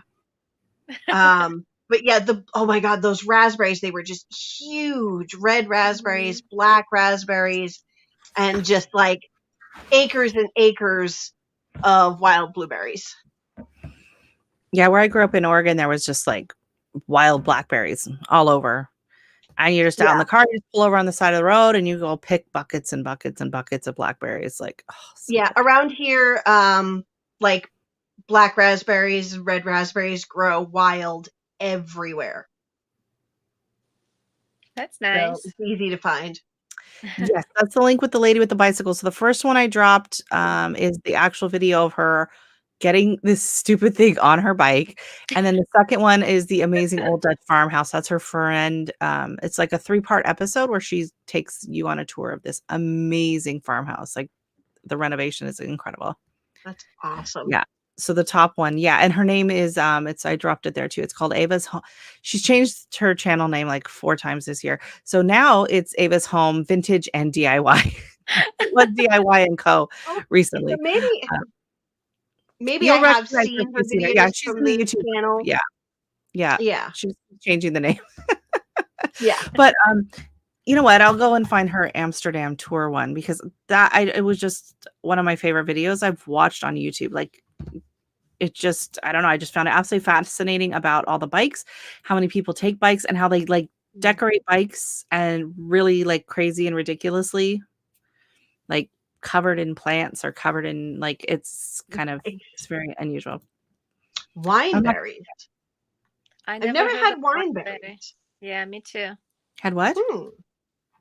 Wineberries. The hood said here, landlord has a food bar. It has blackberries, raspberries, and wineberries. That's Oh, interesting. and Old Ways Gardening and Prepping. She's got 14. It was gifted 14 wineberry plants. Nice. Huh. I wonder what those I'll are. research them later because I like all kinds of weird stuff and unique and rare. I mean, well, you're in the right place.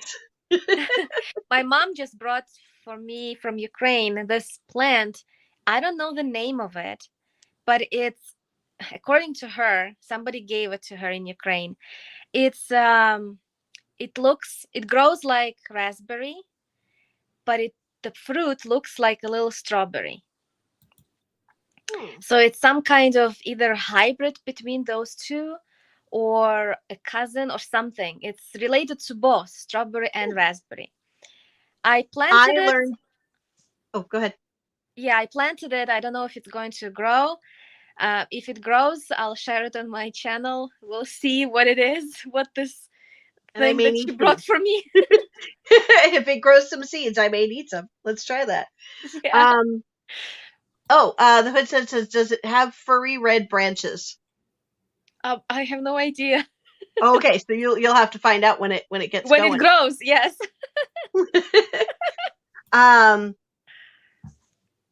Yeah, what was I gonna say? I don't even remember. I said I was gonna wrap this up like an hour ago. Wow. We just It was fun. You're welcome. Yeah. Thank you. Goodness, we've gone almost 3 hours. This is crazy. Yeah, I thought I'm going to just jump in for a second. Description of a wineberry. It's like a raspberry and a strawberry and a raspberry had a baby. Oh, so I have a wineberry growing. Maybe that's what you have. Maybe. Oh yeah, I learned something interesting today or yesterday. That the strawberry that we eat as the fruit is not actually the fruit of the strawberry. The fruit of the strawberry is those little seeds, the little tiny bit. I had no idea. Yeah, I forgot the name of it. How they call these berries that are a bunch of little tiny berries stuck together. There is a name for it, but I'm still learning English. And raspberries are like the same thing. It's a whole bunch of little berries just stuck together as one berry, and I had no idea. That is a new fact to me today. Yeah, I just Googled a wineberry, and yeah, it looks like what my mom described to me. So I'm pretty sure that I'm growing wineberry this year. Let's see if it actually survives and grows. Well, hey, we learned something tonight. Yeah. Awesome. Thank you. Hey, for this community. Yeah, I like learning about new varieties and things that I have never heard before. I commented earlier that I ordered today some rare seeds that I was looking for, like the Turkish rocket, which is a perennial arugula looking like. I'm looking more into perennial vegetables, so you can just plant them once and they grow forever. And I was looking for those seeds so long, and everyone was out of stock. And today I finally found it. And I also had just learned about a perennial pepper called hardy pepper. I mean, all peppers are perennial in tropics, but this is a cold hardy pepper that grows, I think, to -15. Wow. In Fahrenheit.